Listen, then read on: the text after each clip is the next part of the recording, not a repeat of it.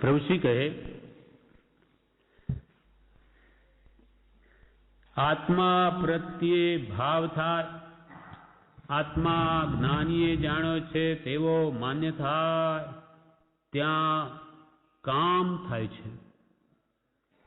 વાત છે માન્યાની, પોતે જ પોતાની મેળે માન્યતા કરશે ત્યારે થશે.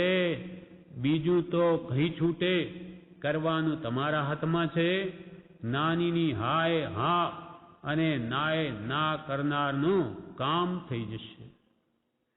પ્રભુશ્રી કહે, અનાદિથી આ જીવ દેહાદિ પ્રત્યે ભક્તિભાવ અર્થાત પ્રેમ ભાવ રાખે છે, પણ આત્મા પ્રત્યે આવો ભાવ થયો નથી. પોતે જે અનંત શક્તિનો ધણી, અનંત જ્ઞાન દર્શન અનંત ગુણ જેનામાં છે એવો પોતે છે.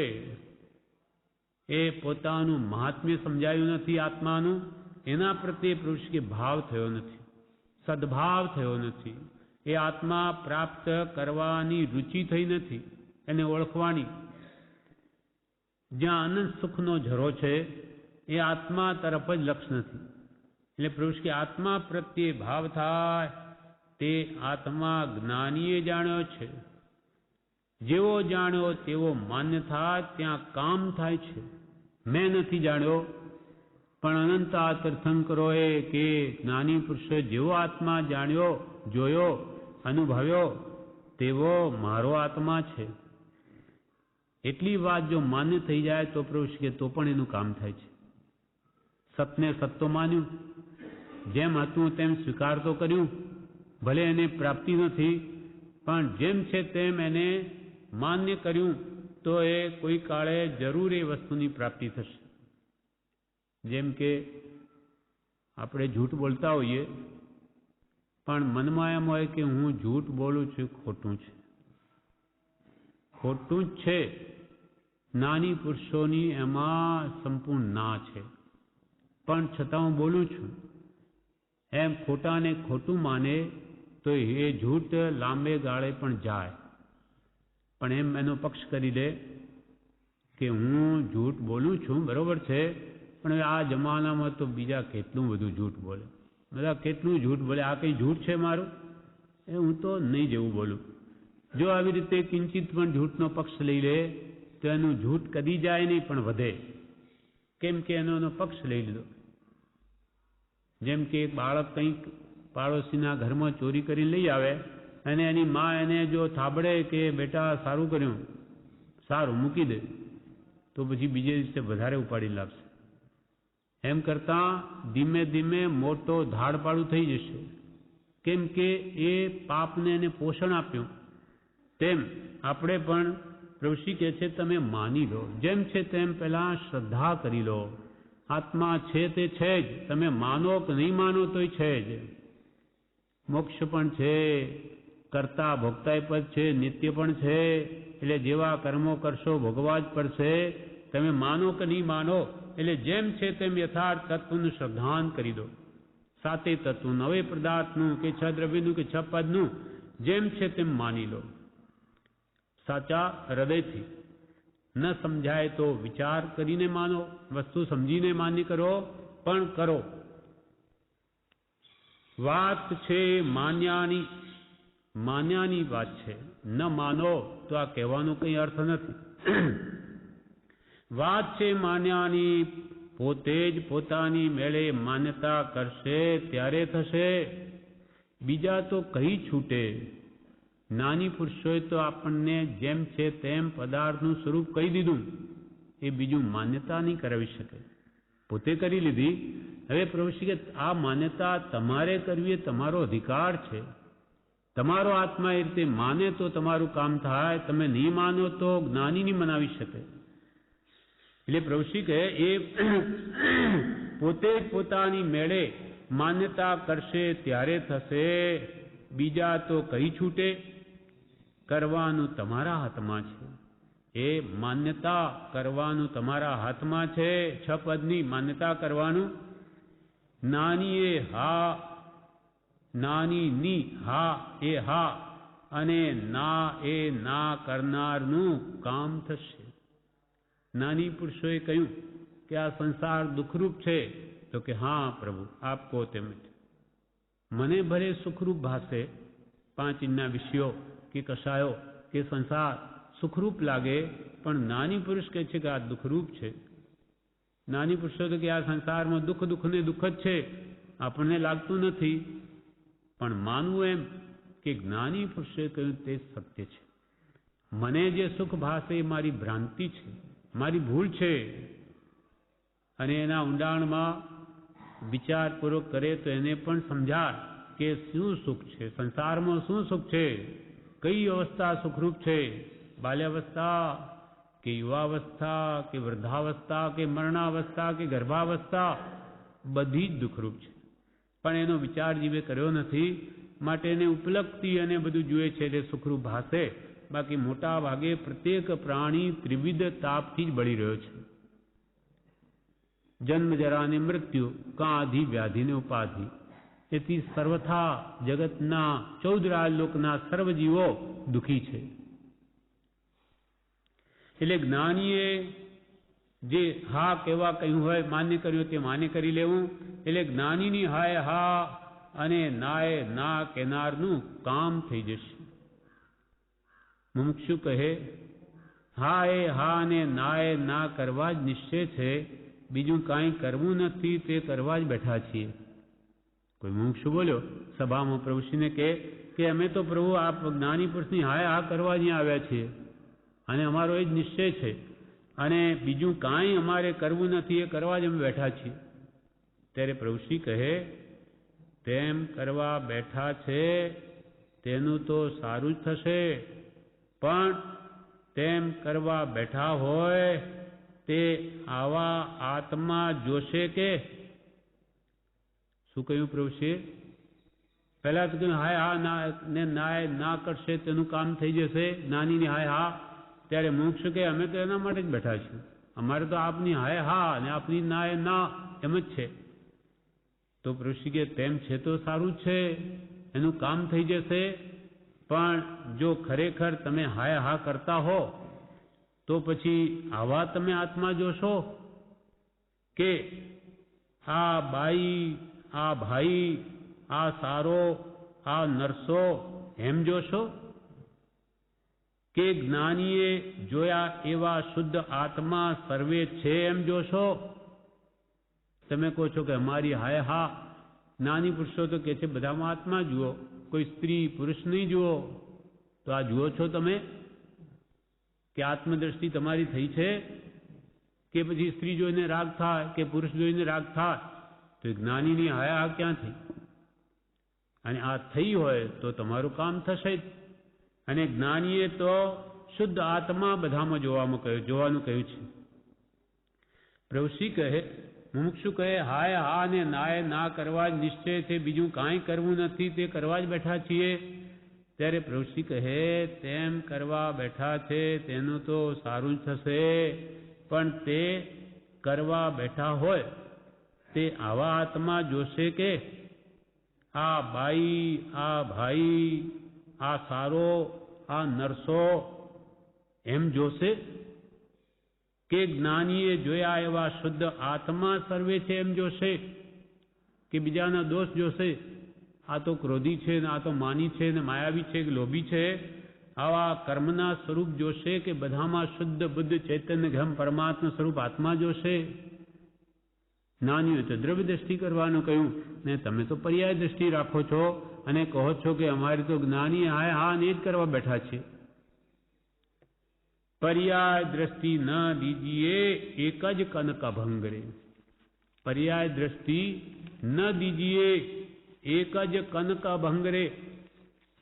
જેમ કે કડું હોય કે વીંટી હોય કે હાર હોય, બધામાં સોનું તો એક સરખું જ છે. આ તો બધા એના આકાર છે. તેમ સ્ત્રી પુરુષ કે બાળક કે વાણીઓ કે બ્રાહ્મણ એ તો બધા કર્મનું સ્વરૂપ છે. તમે બધાને આત્મા જુઓ, પ્રકૃતિ નહીં જુઓ.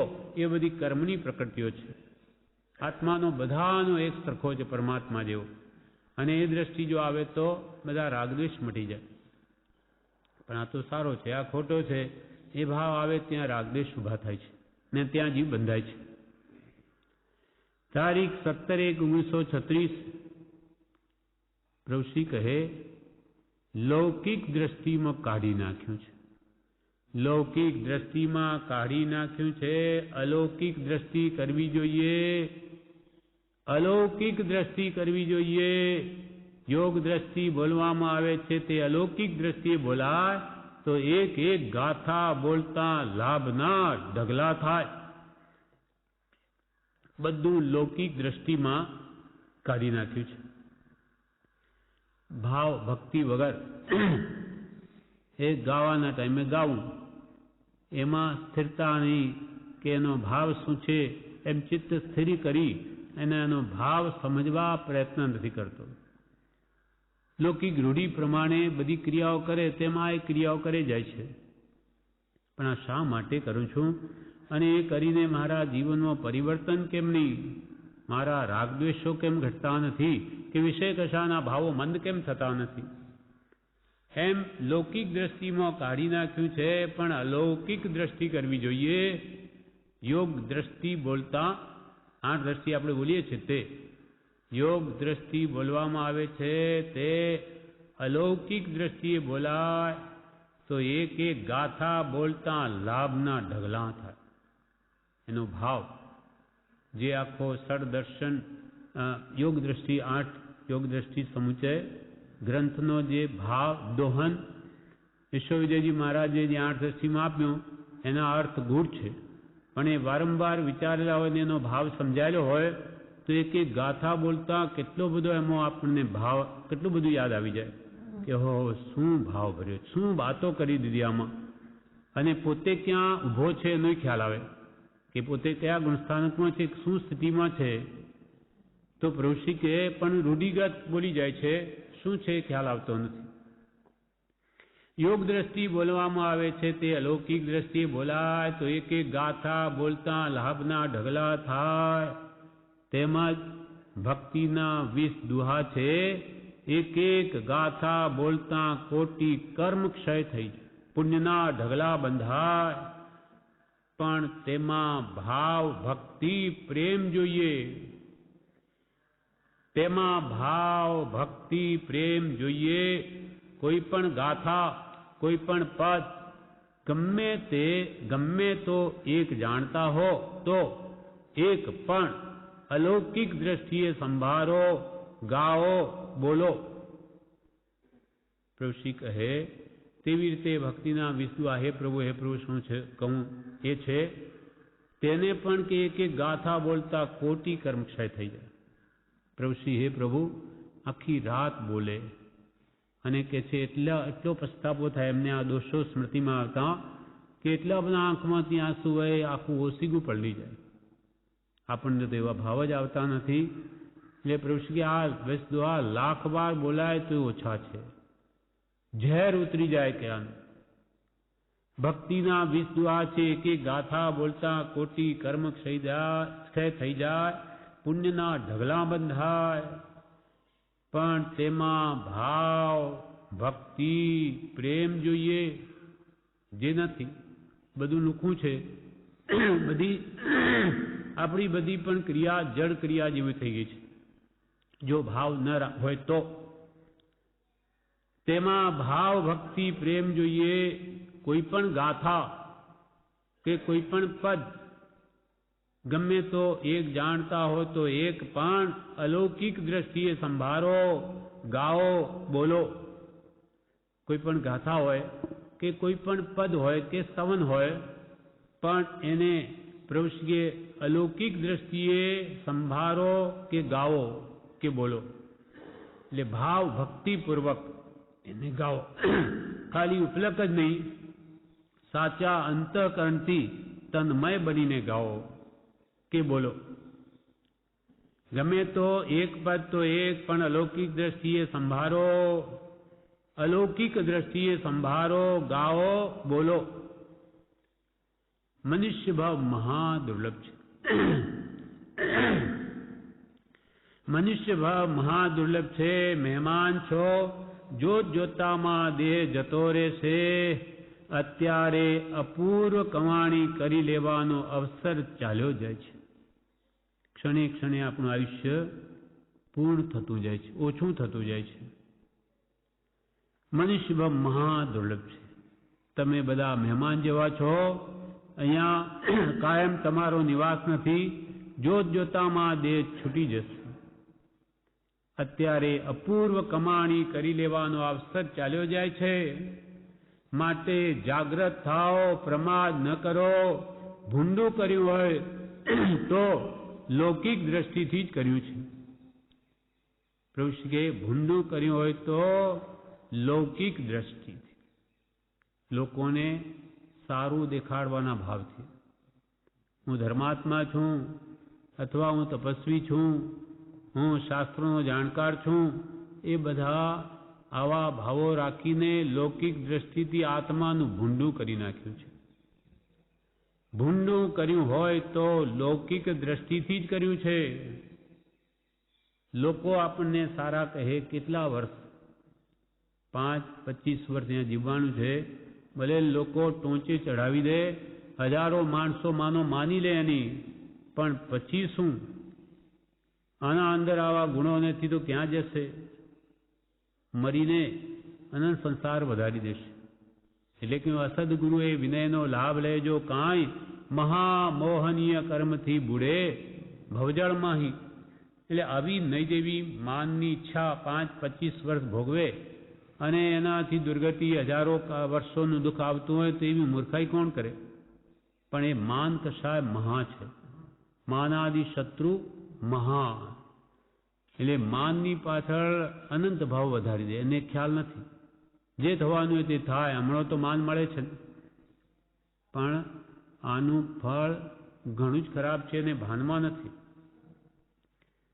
એકવાર એક મુનિએ માંસ ખમણ કર્યા. એટલે બીજે દિવસે પારણું હતું, મહિનો પૂરો થવાનો હતો. એટલે બહુ તૈયારી કરી લોકોએ કે ભાઈ કાલે તો આપણે ગુરુદેવને માંસ ખમણનું પારણું છે, એટલે બહુ ધામધૂમ કરવાની તૈયારી કરી કે તો સવારમાં 5 વાગે ઉઠીને વિહાર કરી ગયા. યોગાનુયોગે ત્યાં એક બીજો સાધુ આવ્યો. એનું પણ લગભગ મોઢું એને મળતું જવું. એટલે સવારમાં થયું ને ધામધૂમ કરે ને મહારાજને બધા વાંધવા આવ્યા અને એમ તેમને પેલાને થયું કે આ બધું શું છે? આપે આ માંસ ખમણ આપણું પૂરું થયું. જેમ બધા બોલવા લાગે એટલે એને થયું કે કંઈક છે આવું. પણ પાછો વિચાર આવ્યો, ભલે ને થવા દો ને, આપણે શું? એમ એ મહાત્મા ખરા ચાલ્યા ગયા અને એનો એ બધો લાભ એને લઈ લીધો. તો એવો એ સાધુ મરીને ક્યાં ગયો? હાથી થયો. માયા કરીને એવું માન મેળવવા ગયો, મરીને હાથીના ભમમાં ગયો. શું કાઢ્યું? આ 2-5 કલાકના માન પાછળ હવે તિર્યંજ ગતિમાં ચાલ્યો ગયો. હવે પંચેન્દ્રિય મનુષ્ય ક્યારે થાય અને ક્યારે આવી જોગવાઈ બધી મળે? આ પાપનું ફળ મળ્યું. એમ પ્રભુશ્રી કહે છે, અત્યારે અપૂર્વ કમાણી કરવાનો જોગ છે, જોત જોતામાં જતું રહેશે. મનુષ્ય મહાદુર્લભ છે. મહેમાન છો. અત્યારે અપૂર્વ કમાણી કરી લેવાનો અવસર આવ્યો છે. માટે જાગ્રત થાઓ, પ્રમાદ ન કરો. ભૂંડું કર્યું હોય તો લૌકિક દ્રષ્ટિથી જ કર્યું છે. આ લોકોને સારું દેખાડવા માં જ ભૂંડું કર્યું છે. જે લોકોત્તર દેવ નમો લૌકિક. હવે ભગવાન તીર્થંકરો કે કૃપાળદેવ જેવા આ બધા વિતરાગ પુરુષો છે, એમની પાસે સંસારી જીવો લૌકિક ઈચ્છા કરે. ભગવાન પાસે જઈને મને ધન આપો, મને પુત્ર આપો, મને સ્ત્રી આપો, આ બધા આ લોકની ઈચ્છા રાખવી કે દેવલોકને ઈચ્છવું, એ આવા કે છે જે લોકોત્તર દેવ છે એની પાસે મોક્ષ મેળવવો જોઈએ. મોક્ષ જે આપે, આવો સંસાર તો જે આપે જ નહીં છતાં માંગે છે. એ લોભની પરાકાષ્ઠા છે. જે ધનાદિને એ તીર્થંકરો ઝેર માનીને છોડીને ગયા, એ ઝેર કોઈ દિવસ આપણને ના આપે. એના પુણ્યમાં હોય તો મળી જાય, બાકી એ કોઈ આપે નહીં. આવું જેમ કે આપણને એક વસ્તુ ઘણી ખરાબ લાગી હોય તો એ આપણા પુત્રને નહીં આપીએ કે નહીં ભાઈ આ તો બહુ ખરાબ વસ્તુ છે, એને ક્યાં આપીએ? તો જ્ઞાની પુરુષો જે ધનાદિ સ્ત્રી પુત્રાદિનો રાગ પ્રત્યે જે આસક્તિથી સંસાર વધે એ એમને જેમો ઝેર માન્યું આપણને ક્યાંથી આપે? છતાં પણ લોભનો માર્યો, ઈચ્છાઓનો માર્યો, આવા લોકોત્તર દેવ પાસે પણ એવી લૌકિક કામના કરે છે. એ જ એની કષાયોની તીવ્રતા સૂચવે છે. એટલે સ્તવનમાં કહ્યું, જે લોકોત્તર દેવ નમું લૌકિકથી, લોકોત્તર દેવો પાસે આ લોકની હું જ કામના કરું છું. કેવળ જ્ઞાન થશે તો આ ભીતને તો નહીં થાય, જીવને થશે. પ્રભુશ્રી કહે કેવળ જ્ઞાન થશે તો આ ભીતને તો નહીં જ થાય, જીવને થશે. સમકિત પણ જીવને જ થશે. આ બેઠા છે તેમાં કોની પાસે તે નથી? પ્રભુશ્રી કે તમે બધા બેઠા છો, તમારે કોની પાસે કેવળ જ્ઞાન નથી? બધાની પાસે છે. શક્તિ અપેક્ષાએ દરેક આત્મા કેવળી છે અને નિશ્ચયની દ્રષ્ટિ પ્રધાનતાથી તો કેવળ જ્ઞાન વર્તે છે. આપણા અંદર જ રહેલું છે, કેવળ જ્ઞાન કી બહારથી આવતું નથી. પ્રભુશ્રી કહે કેવળ જ્ઞાન થશે તો આ ભીતને તો નહીં થાય, જીવને થશે. સમકિત પણ જીવને જ થશે. આ બેઠા છે તેમાં કોની પાસે તે નથી? કેવળ જ્ઞાન બધાની પાસે છે. માત્ર આવરણ છે તેથી પ્રગટ થતું નથી. આવરણ છે, જેમ સૂર્ય વાદળાની નીચે ઢંકાઈ ગયો તેમ સૂર્ય તો છે જ, પણ આડા વાદળા છે. તેમ કેવળ જ્ઞાન આત્મામાં છે જ, પણ આ કર્મોને લઈને એ આવરિત છે, ઢંકાયેલું છે.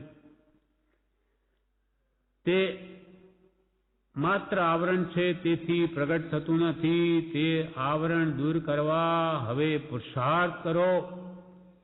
ધીંગ ધણી માથે કિયારે, સદગુરુ ભગવાને જેવો આત્મા જાણ્યો છે, જોયો છે, અનુભવ્યો છે તેવો શુદ્ધ ચૈતન્ય સ્વરૂપ અવિનાશી એવો હું આત્મા છું એવી શ્રદ્ધા કરો.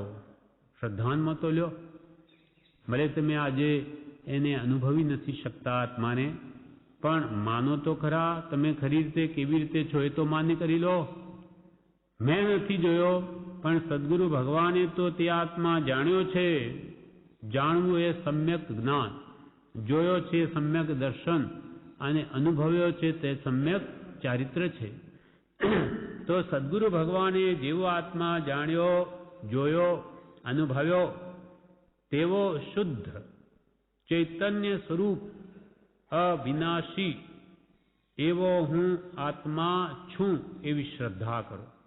એટલે નિશ્ચયને હું શુદ્ધ છું, પરમાત્મા જેવો, જેમાં કર્મનો અનંતાંશ પણ નહીં, અને હું જડ તત્વનો નહીં બનેલો, હું ચૈતન્ય દ્રવ્ય છું, ચૈતન્ય ઘનપિંડ છું, શુદ્ધ બુદ્ધ ચૈતન્ય ઘન, સ્વયં જ્યોતિ સુખધામ છું. આ મારું સ્વરૂપ છે. બીજું કહીએ કેટલું કર વિચાર તો પામ. બીજું કૃપાલ કે કેટલું કહીએ, તું પોતે પરમાત્મા છો, અનંત જ્ઞાન, દર્શન અને ચારિત્ર સુખ વીર્યનો તું સ્વામી છો. હવે એને તું જાણ, માન અને તે પ્રાપ્ત કરવાના ઉપાય કર. સંયમમાં પ્રવર્ત. એવો હું શુદ્ધ ચૈતન્ય સ્વરૂપ અને વળી અવિનાશી, એટલે ત્રણેય કાળમાં મારો નાશ નથી.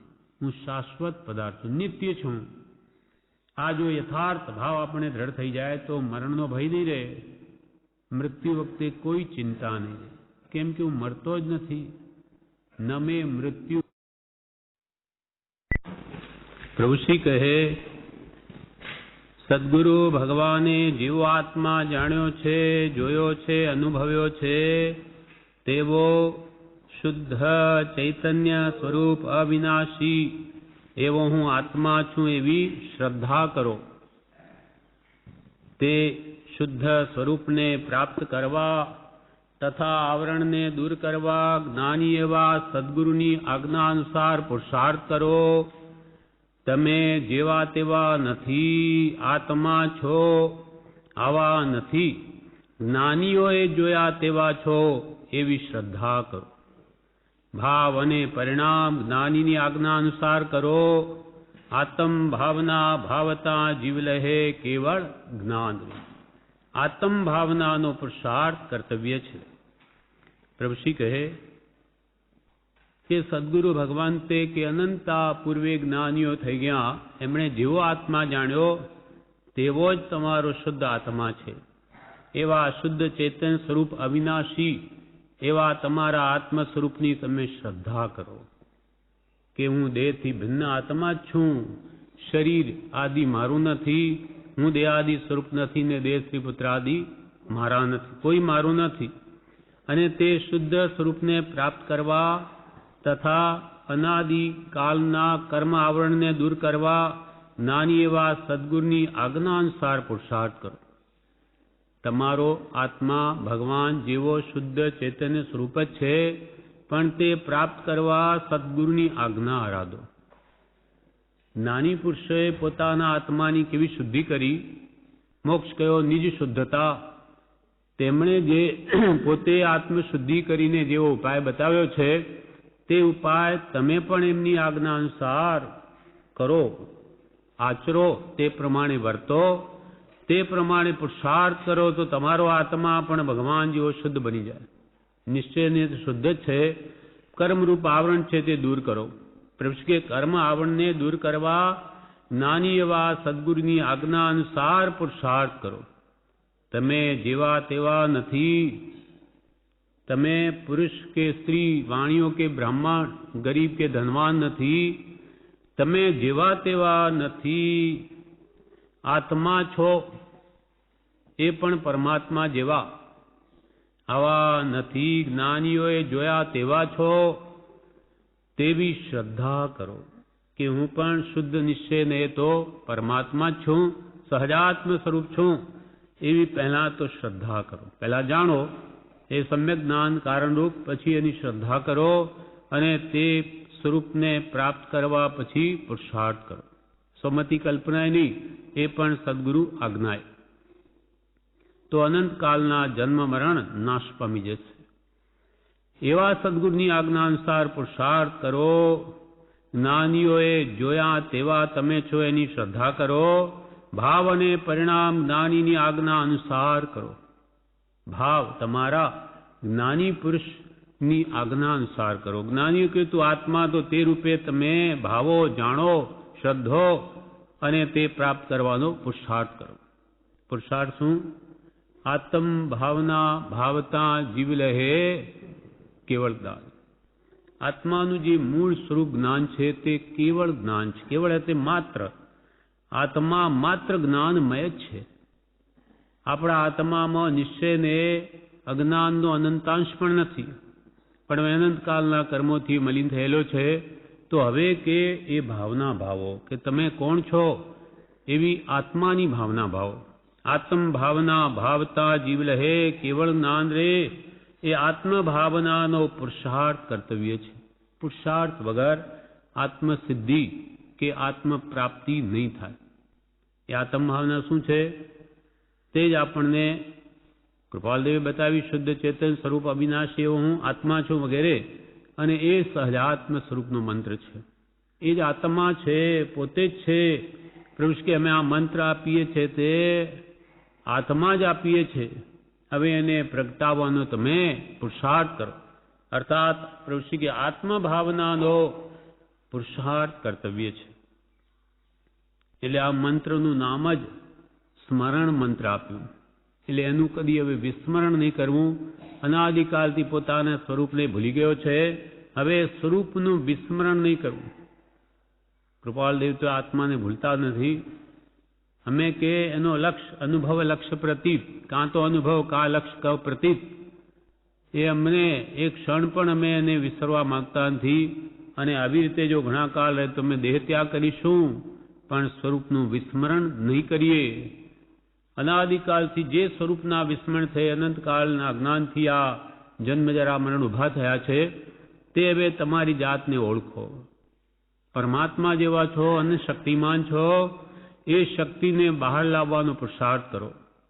આ મનુષ્ય ભવનું આપણું કર્તવ્ય છે. આ બેઠા છે તે બધાને સૌથી પ્રથમ કરવા યોગ્ય છે તે શું? પ્રભુ કે આ બધા બેઠા છો, પ્રભુ શ્રીજી આગળ જે મુમુક્ષો બેઠા હશે, એટલે પ્રભુશ્રીએ કહ્યું આ બેઠા છે તે બધાને સૌથી પ્રથમ કરવા યોગ્ય છે તે શું? પ્રશ્ન વિરામ.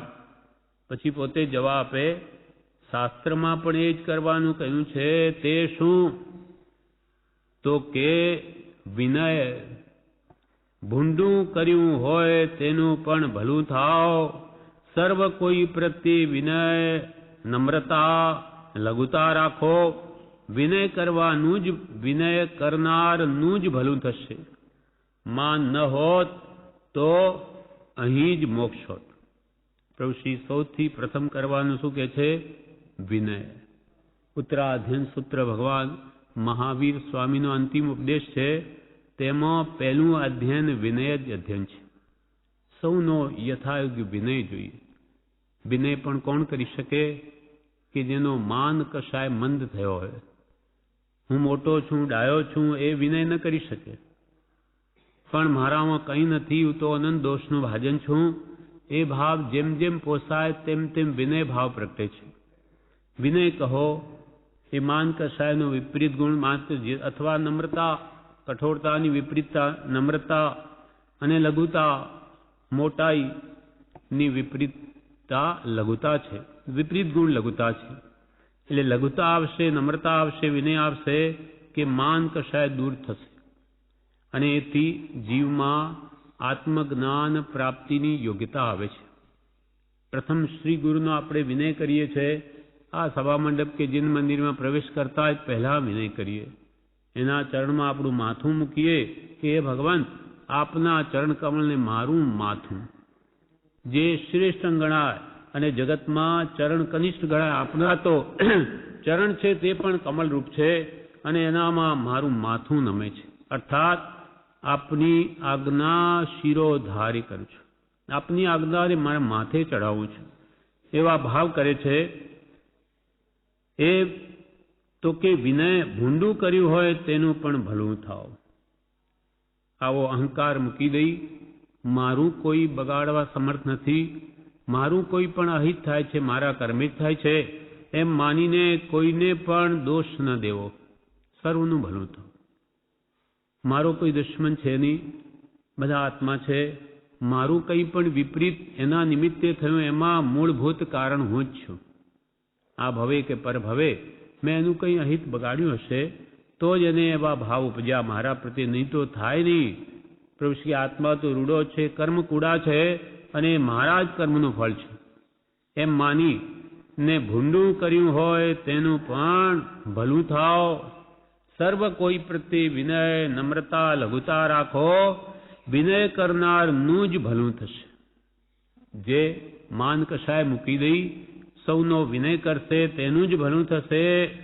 માન ન હોત તો અહીં જ મોક્ષ હોત. કૃપાલ કે જો માન કશાયની તીવ્રતા મનુષ્યોમાં વિશેષ છે, દેવતાઓમાં લોભની વિશેષતા છે, નારકીમાં ક્રોધની વિશેષતા, અને તિર્યંચમાં માયાની વિશેષતા છે. એટલે આ મનુષ્યોમાં પ્રભુ કૃપાલ કે માન ન હોત તો અહીં જ મોક્ષ હોત.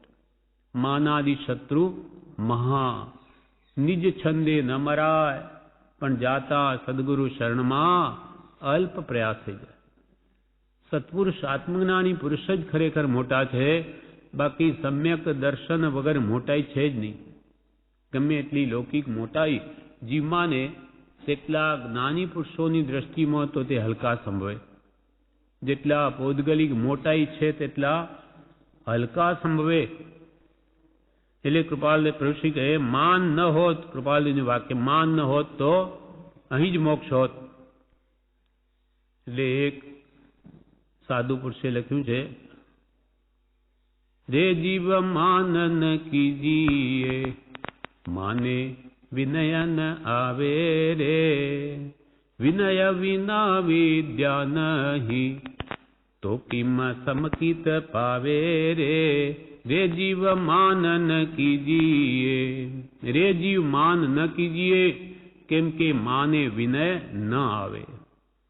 હું મોટો છું, એ ગુરુનો વિનય ન કરે તો એને વિદ્યા કેવી રીતે પ્રાપ્ત થાય? વ્યવહાર વિનય વ્યવહારિક ગુરુનો પણ કરવો જોઈએ, વડીલોનો વિનય કરવો જોઈએ, સર્વનો યથાયોગ્ય વિનય કરવો જોઈએ. પોતે જેટલો નમ્ર, લઘુ કે વિનયવાન બનીને રહેશે એટલા જ એમાં ગુણો પ્રગટશે. વિનયવાન કોઈનું ભલું ન કરે તો પણ એ બધાને ગમે, અને અભિમાની કોઈનું ભલું કરે તો પણ અંદરથી ન ગમે. ઉપરથી ભલી નહીં બોલે પણ અંદરથી તો કે બહુ અભિમાની છે. એને વિનયવાન હોવાથી કોઈનું ભલે ને ભલું ન કરે પણ બધાને એના પ્રત્યે સદભાવ રહે છે. એટલે પ્રભુશ્રી કહે સૌથી પહેલા કરવા યોગ્ય વિનય છે, અને માન ન હોત તો અહીં જ મોક્ષ હોત. તારીખ 18/1/1936 પ્રભુશ્રી કહે આખો સંસાર દુઃખથી ભરેલો છે. આખો સંસાર દુઃખથી ભરેલો છે, તેનો પાર પામવા આપણે શું કરવું? આખો સંસાર આધિ વ્યાધિ ઉપાધિ રૂપ દુઃખથી જ ભરેલો છે, કાં જન્મજરા અને મરણથી. તે સંસાર સમુદ્રને પાર પામવા માટે શું કરવું? આખો સંસાર દુઃખથી ભરેલો છે, તેનો પાર પામવા આપણે શું કરવું? ઓહોમ કાઢી નાખ્યું છે. આ તો મને ખબર છે, આ તો મને જ ખબર છે, બધું જાણું છું, એમ સામાન્યપણું કરી નાખ્યું. ઓહોમ કાઢી નાખ્યું છે, તેનું મહાત્મ્ય જાણ્યું નથી, પણ એક આભરણ જાણી સાથે રાખવાયું છે કે આવો દેખાય છે તેવો આત્મા નથી. ખાવું, પીવું, બોલવું, ચાલવું બધું ખોટું છે. એ મારું નથી, એ હું નથી. જ્ઞાનીએ જાણ્યો છે એવો આત્મા તે હું છું, તે મારું સ્વરૂપ છે, તે આત્મ સ્વરૂપ મારું છે. બીજી બધી ક્રિયાનો જોનાર હું રહું, મહી ભળી ન જાઉં, મફતિયું જોઉં તો કર્મ બંધાય નહીં. પ્રભુશ્રી કહે એક આભરણ, આભરણ એટલે એક ઘરેલું દાગીનું, જાણે જેમ સાથે રાખીએ, કોઈ વીંટી પહેરે, કોઈ ગળામાં ચેન પહેરે, એવી રીતે એક દાગીનું પોતાનું જાણીને પાસે રાખવા યોગ્ય છે. પણ એક આભરણ જાણી સાથે રાખવા યોગ્ય છે કે આવો દેખાય છે તેવો આત્મા નથી. આજે આપણા રૂપ દેખાય છે બધા, એ આત્માનું રૂપ નથી, કર્મનું રૂપ છે. એટલે દેખાય છે તે આત્મા નથી. ખાવું, પીવું, બોલવું, ચાલવું બધું ખોટું છે, એ આત્માની ક્રિયા છે જ નહીં. કર્મને આધીન દેહ ધારણ કરવો પડ્યો, એટલે આ દેહના કારણે આ બધું ખાવું, પીવું, એને ટકાવવા કે બોલવું, ચાલવું વગેરે થાય છે. એ આત્મા તો અણાહારી છે, આત્મા તો નિરાકાર છે, એને શરીર છે જ નહીં. આ બધું આપણને દુઃખ છે આખો દિવસ, તે પણ આ શરીરને લઈને છે. શરીર ન હોય તો ખાવા પીવાની કોઈ જરૂર નહીં, કમાવાની જરૂર નહીં, ઇન્દ્રિયો ન હોય તો ઇન્દ્રિયના વિષયો મેળવવાની જરૂર નહીં, કાંઈ જ જરૂર નહીં. એ બધું દુઃખ ઊભું થયું છે શરીરને લઈને. એટલે કે છે તમે આ શરીરરૂપ નથી, એ શરીર મારું નથી ને હું એ નથી, પણ જ્ઞાનીએ જાણ્યો છે એવો આત્મા તે હું છું, તે આત્મ સ્વરૂપ મારું છે. સહજાત્મ સ્વરૂપ, શુદ્ધ આત્મ સ્વરૂપ એ મારું સ્વરૂપ છે, જે પરમાત્મા જેવું છે. બીજી બધી ક્રિયાનો જોનાર હું છું, આ બધી જોનાર હું છું. આ દેખાય શરીર હું નહીં, પણ શરીર આદિને જોનાર તે હું છું. કેમ કે શરીર તો કોઈને જોઈ શકતું નથી, જાણી પણ શકતું નથી. પોતે કોણ છે એનું એને ભાન નથી. આ તો આત્મા જ એક એવો છે કે જે સ્વ પર પ્રકાશ ગુણવાળો, કે જે પોતાને જાણે અને બીજા જગતના અનંત દ્રવ્યોને પણ જાણે. તે હું છું, જોનાર તે હું છું. મહી ભળી ન જવું, એટલે કે પોતાના સ્વરૂપને ભૂલી જઈ દેહ ભાવમાં ભળી ન જવું, કે પરને પોતાનું ન માનવું. માહી ભળી ન જવું, મફતિયું જોવું તો કર્મબંધ ન થાય.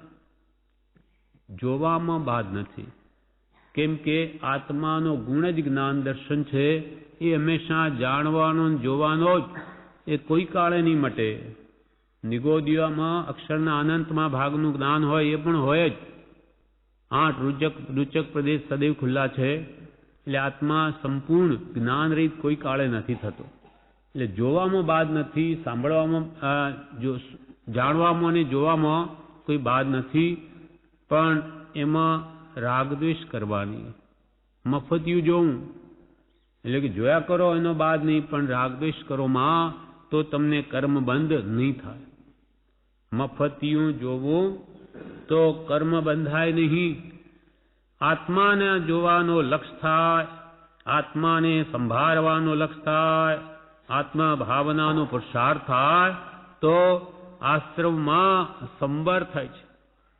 હોત આસવા પરિસવા નહીં ઇનમેं संदेह, मात्र दृष्टि की भूल है, भूल गए गत एह. એ દ્રષ્ટિ જોવાની ગત એટલે રીતિ આપણે ભૂલી ગયા છે. દ્રવ્ય દ્રષ્ટિ કરવી જોઈએ, એના બદલે પર્યાય દ્રષ્ટિ કરે એટલે આશ્રમમાં નહીં તો સંબર થઈ જાય. આ જે પર્યાય દેખાય છે એને છોડીને જો દ્રવ્ય દ્રષ્ટિ કરે, આત્મદ્રષ્ટિ, તો આશ્રમમાં સંબર. હોત આસવા પરિસવા, આશ્રમનો પરિસવ એટલે કે સંબર થઈ જાય.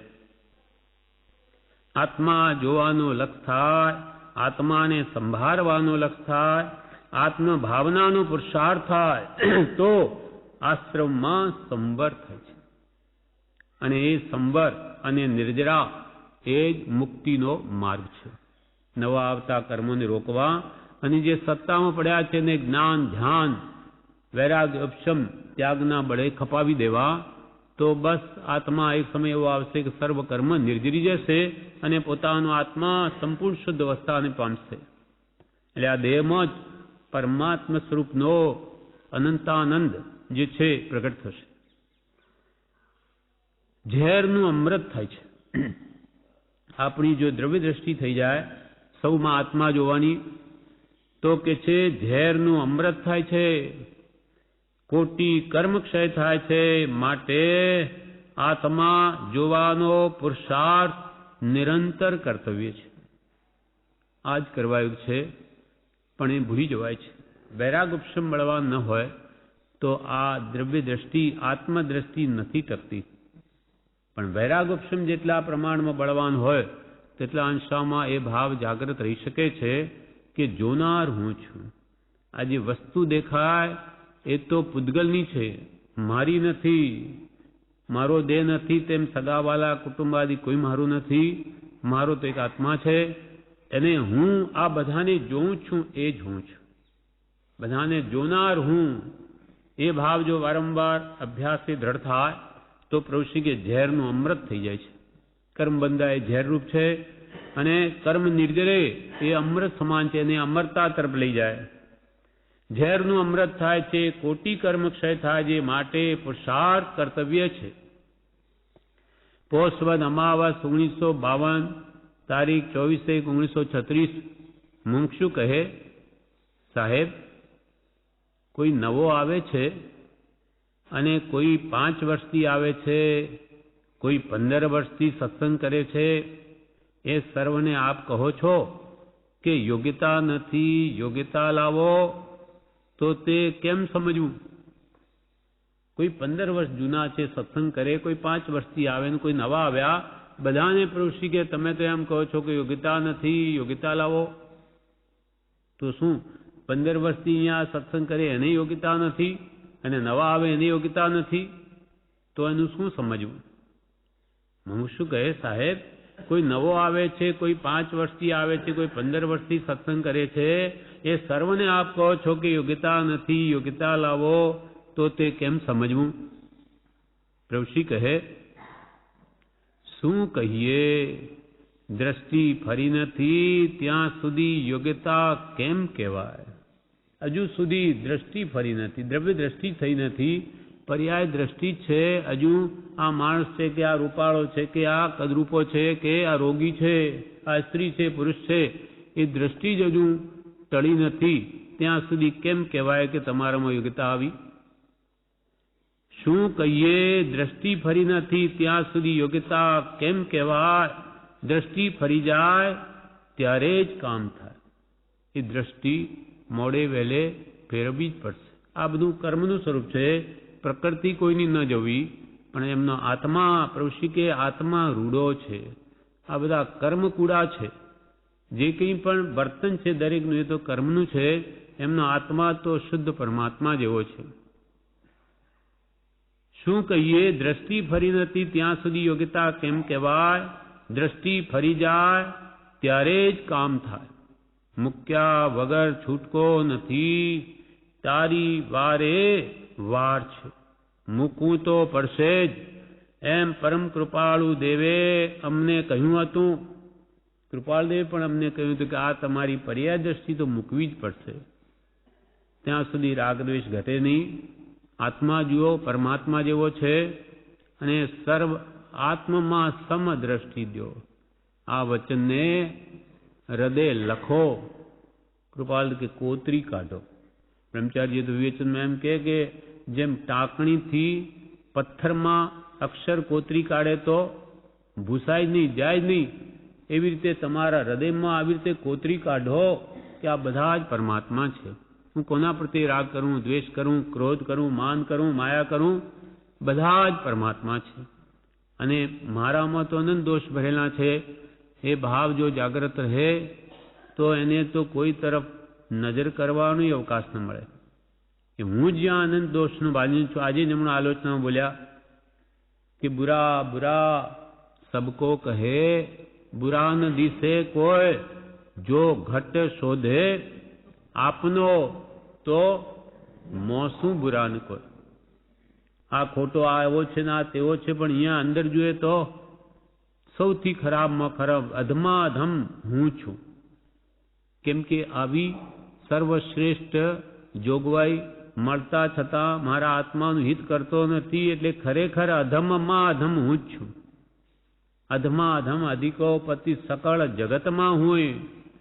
અને એ નિશ્ચય આવ્યા વિના સાધન કરશે શું? આવો જ્યાં સુધી કૃપાલ કે નિશ્ચય તમારા આત્મામાં ન આવે ત્યાં સુધી ભલે ને આવી સામગ્રી મળી કંઈ કામ ના આવે. તારી યોગ્યતા, પાત્રતા નહીં વધારે વસ્તુને મેળવવાની. આવી રીતે લઘુતા લાવીને પોતાના દોષો જોઈને તો સત્સંગ શું કરે, જ્ઞાની શું કરે? એમ પ્રભુશ્રી કહે, શું કહીએ? યોગ્યતા નથી તો કેમ કહેવાય? દ્રષ્ટિ ફરી જાય ત્યારે જ કામ થાય. મૂક્યા વગર છૂટકો નથી, મૂકવું તો પડશે જ. એમ કૃપાળુ દેવે કહ્યું હતું. આ ચર્મ ચક્ષુ મૂકવી પડશે. ચર્મ ચક્ષુ, આ ચામડીની આંખથી જોઈ જોઈને રાગદ્વેષ કરીએ છે. વચન નયન યમનાહી. એક તો વાણીથી ગમે તેમ બોલીને કર્મ બાંધીએ, કાં સ્વાદ કરીને કર્મ બાંધીએ, કાં નયન આંખો જ્યાં જ્યાં જુએ ત્યાં રાગ કરે છે, મોહ કરે છે, કાં દ્વેષ કરે. એનાથી જીવ કર્મ બાંધે. એટલે પ્રભુશ્રી કે આ ચર્મ ચક્ષુ મૂકવી પડશે. ચર્મ ચક્ષુ એટલે કે આંખો કાઢીને મૂકી નહીં પડે, પણ એ જોવાની દ્રષ્ટિ છે એ બદલવી પડશે. મિથ્યા દ્રષ્ટિ ને સમ્યક દ્રષ્ટિ કરવી પડશે. એટલે કહ્યું કે માત્ર દ્રષ્ટિ કી ભૂલ હૈ. ભૂલ ગયે ગત એહ. ગત એટલે રીતિ. એ જોવાની રીતિ આ આત્મા ભૂલી ગયો છે. એ દ્રષ્ટિથી ભગવાનના દર્શન કરે, એના વચનો વાંચે, વિચારે અને સમ્યક જ્ઞાનના બળે જો દ્રવ્ય દ્રષ્ટિ કરી દે તો એ સમ્યક થઈ ગયું. એને જે ચર્મચક્ષુ કાઢી નાખ્યા અને એને ઉત્તમ કરી દીધા. આ ચર્મ ચક્ષુ મૂકવી પડશે. બાહ્ય દ્રષ્ટિ, પર્યાય દ્રષ્ટિ મૂકવી પડશે. ચર્મચક્ષુ મૂકવી પડશે એનો અર્થ કર્યો પ્રભુશ્રીએ કે આ બાહ્ય દ્રષ્ટિ, બહારથી રૂપ રંગાદી જોવાની આદત મૂકવી પડશે. પર્યાય દ્રષ્ટિ મૂકવી પડશે. આ બધા પર્યાય છે, અવસ્થા છે બધી કર્મોની, એને બધી મૂકવી પડશે. દિવ્ય ચક્ષુ જોઈશે. દિવ્ય ચક્ષુ, જ્ઞાન ચક્ષુ. આત્માને જ્ઞાનથી આ વાત બેસાડવી પડશે, સમજવું પડશે કે આ બધા પરમાત્મા છે. એવી દિવ્ય ચક્ષુ જોઈશે. તે પ્રાપ્ત થવાને આવરણ હોય ત્યાં સુધી યોગ્યતા કેમ કહેવાય? કે જ્ઞાન ચક્ષુ હજુ ખુલ્યા નથી, દ્રવ્ય દ્રષ્ટિ થઈ નથી, ત્યાં સુધી તમારામાં યોગ્યતા આવી એમ કેમ કહેવાય? પ્રભુ કે આવી હોય તો અમે કહીએ, પણ આવી જ નથી. 15 વર્ષ થઈ ગયા કે 25 વર્ષ, તો કેમ કહેવાય? તે પ્રાપ્ત થવાને, દિવ્ય ચક્ષુ પ્રાપ્ત થવાને આવરણ હોય ત્યાં સુધી યોગ્યતા કેમ કહેવાય? એક મરણીયો સોને ભારે છે, તે મરણીયો થઈ જા ત્યારે કામ થાય. એક મરણીયો થઈને જો યુદ્ધ મેદાનમાં આવે તો સોને મારી નાખે. મરવું જ છે મારે, જે તે એમ કરીને જે આગળ વધે તો એ કેટલાયને મારી નાખે. તેમ મારે તો આ કામ સિદ્ધ કરવું જ છે. આ બ્રહ્મા આત્મજ્ઞાન મેળવવું જ છે. વિષય કશાયને દૂર કરવા જ છે. એવો દ્રઢ નિશ્ચય કરે તો જરૂર થાય. કાર્યમ સાધ્યામી વા દેહમ પાત્યામી વા. ભલે દેહ પડી જાય પણ કાર્યસિદ્ધિ આ કરવું જ. અંગ્રેજો અમુક આવિષ્કારો કરે, મરી પણ જાય છે એના પાછળ. એમ કાર્યસિદ્ધિ કરવા પાછળ એટલી બધી દ્રઢ નિશ્ચય પણ હોય તો જરૂર કાર્યની સિદ્ધિ થાય. એક મરણીયો સોને ભારે છે, તેમ મરણીયો થઈ જાય તો કામ થઈ જાય. સમચિત વગર મોક્ષ નથી. સમ્યક દર્શન વગર આત્માની મુક્તિ નથી. સમકિત વગર મોક્ષ નથી. સમકિત સુલભ છે, સહેલું છે, દ્રષ્ટિ ફેરવવી જ પડશે. સમ્યક દર્શન સુલભ. તમે બધામાં આત્મા જુઓ, રાગદ્વેષને મૂકો તો કામ, ક્રોધ, માન, માયા, લોભ આદિ ઘટતા જશે અને બધું સીધું થઈ જશે. નિર્મળતા આવે છે આત્મામાં તો આત્માના દર્શન થશે. જે પરમાત્મા સ્વરૂપ છે એના દર્શન થઈ જશે, પણ દ્રષ્ટિ તો કે છે ફેરવવી જ પડશે. રાગ દ્વેષ લઈને કોઈ મુક્તિને પામ્યા નથી, કશાય ભાવોને લઈને કોઈ મોક્ષે ગયા નથી. એ તો બધું છોડવું જ પડશે. આજે કે લાખ વર્ષે મોડે કે વહેલે એ છોડ્યા વગર તો છૂટકો જ નથી. જાણું એમાં પ્રભુશ્રી કહે, તારીખ 5/2/1936, 37માં એમનો દેહ છૂટી જાય છે. 1 વર્ષ પહેલાનો બોધ છે. પ્રભુશ્રી કહે, ભૂંડું થયું હોય તો પ્રમાદથી થયું છે. ભૂંડું થયું હોય તો પ્રમાદથી થયું છે. પ્રમાદ, આળસ છોડીને હવે ચેતી જાઓ. આ મનુષ્ય ભાવ રહ્યો છે તો અત્યારે ચિંતામણી જેવો ગણીને ચેતી જાઓ. આણાએ ધમ્મો, આણાએ તબ્બો. આજ્ઞાનું આરાધન એ જ ધર્મ અને આજ્ઞાનું આરાધન એ જ તપ. જીવને આત્માની ઓળખાણ થઈ નથી, લક્ષ્ય થઈ નથી, તે હવે કરે છૂટકો છે. પ્રભુશ્રી કહે, અનાદિકાલથી આ પ્રમાદ મહાવૈરી છે. એના જેવો કોઈ મોટો શત્રુ નથી. એને હંમેશા એમ રહ્યા કરે કે શું ઉતાવળ છે, હમણાં કરી લઈશું. હજુ તો આ ઉંમર છે, હજુ તો ઘણા સાલ વર્ષો પડ્યા છે. એટલે કહ્યું કે જે અત્યંત પુરુષાર્થી હોય તે તો એ કહે, એમ કહે કે કાલ કરે સો આજ કર, આજ કરે સો અબ. કેમ? તો કે પલ મેં પ્રલય હોયગી ફિર કરેગા કબ.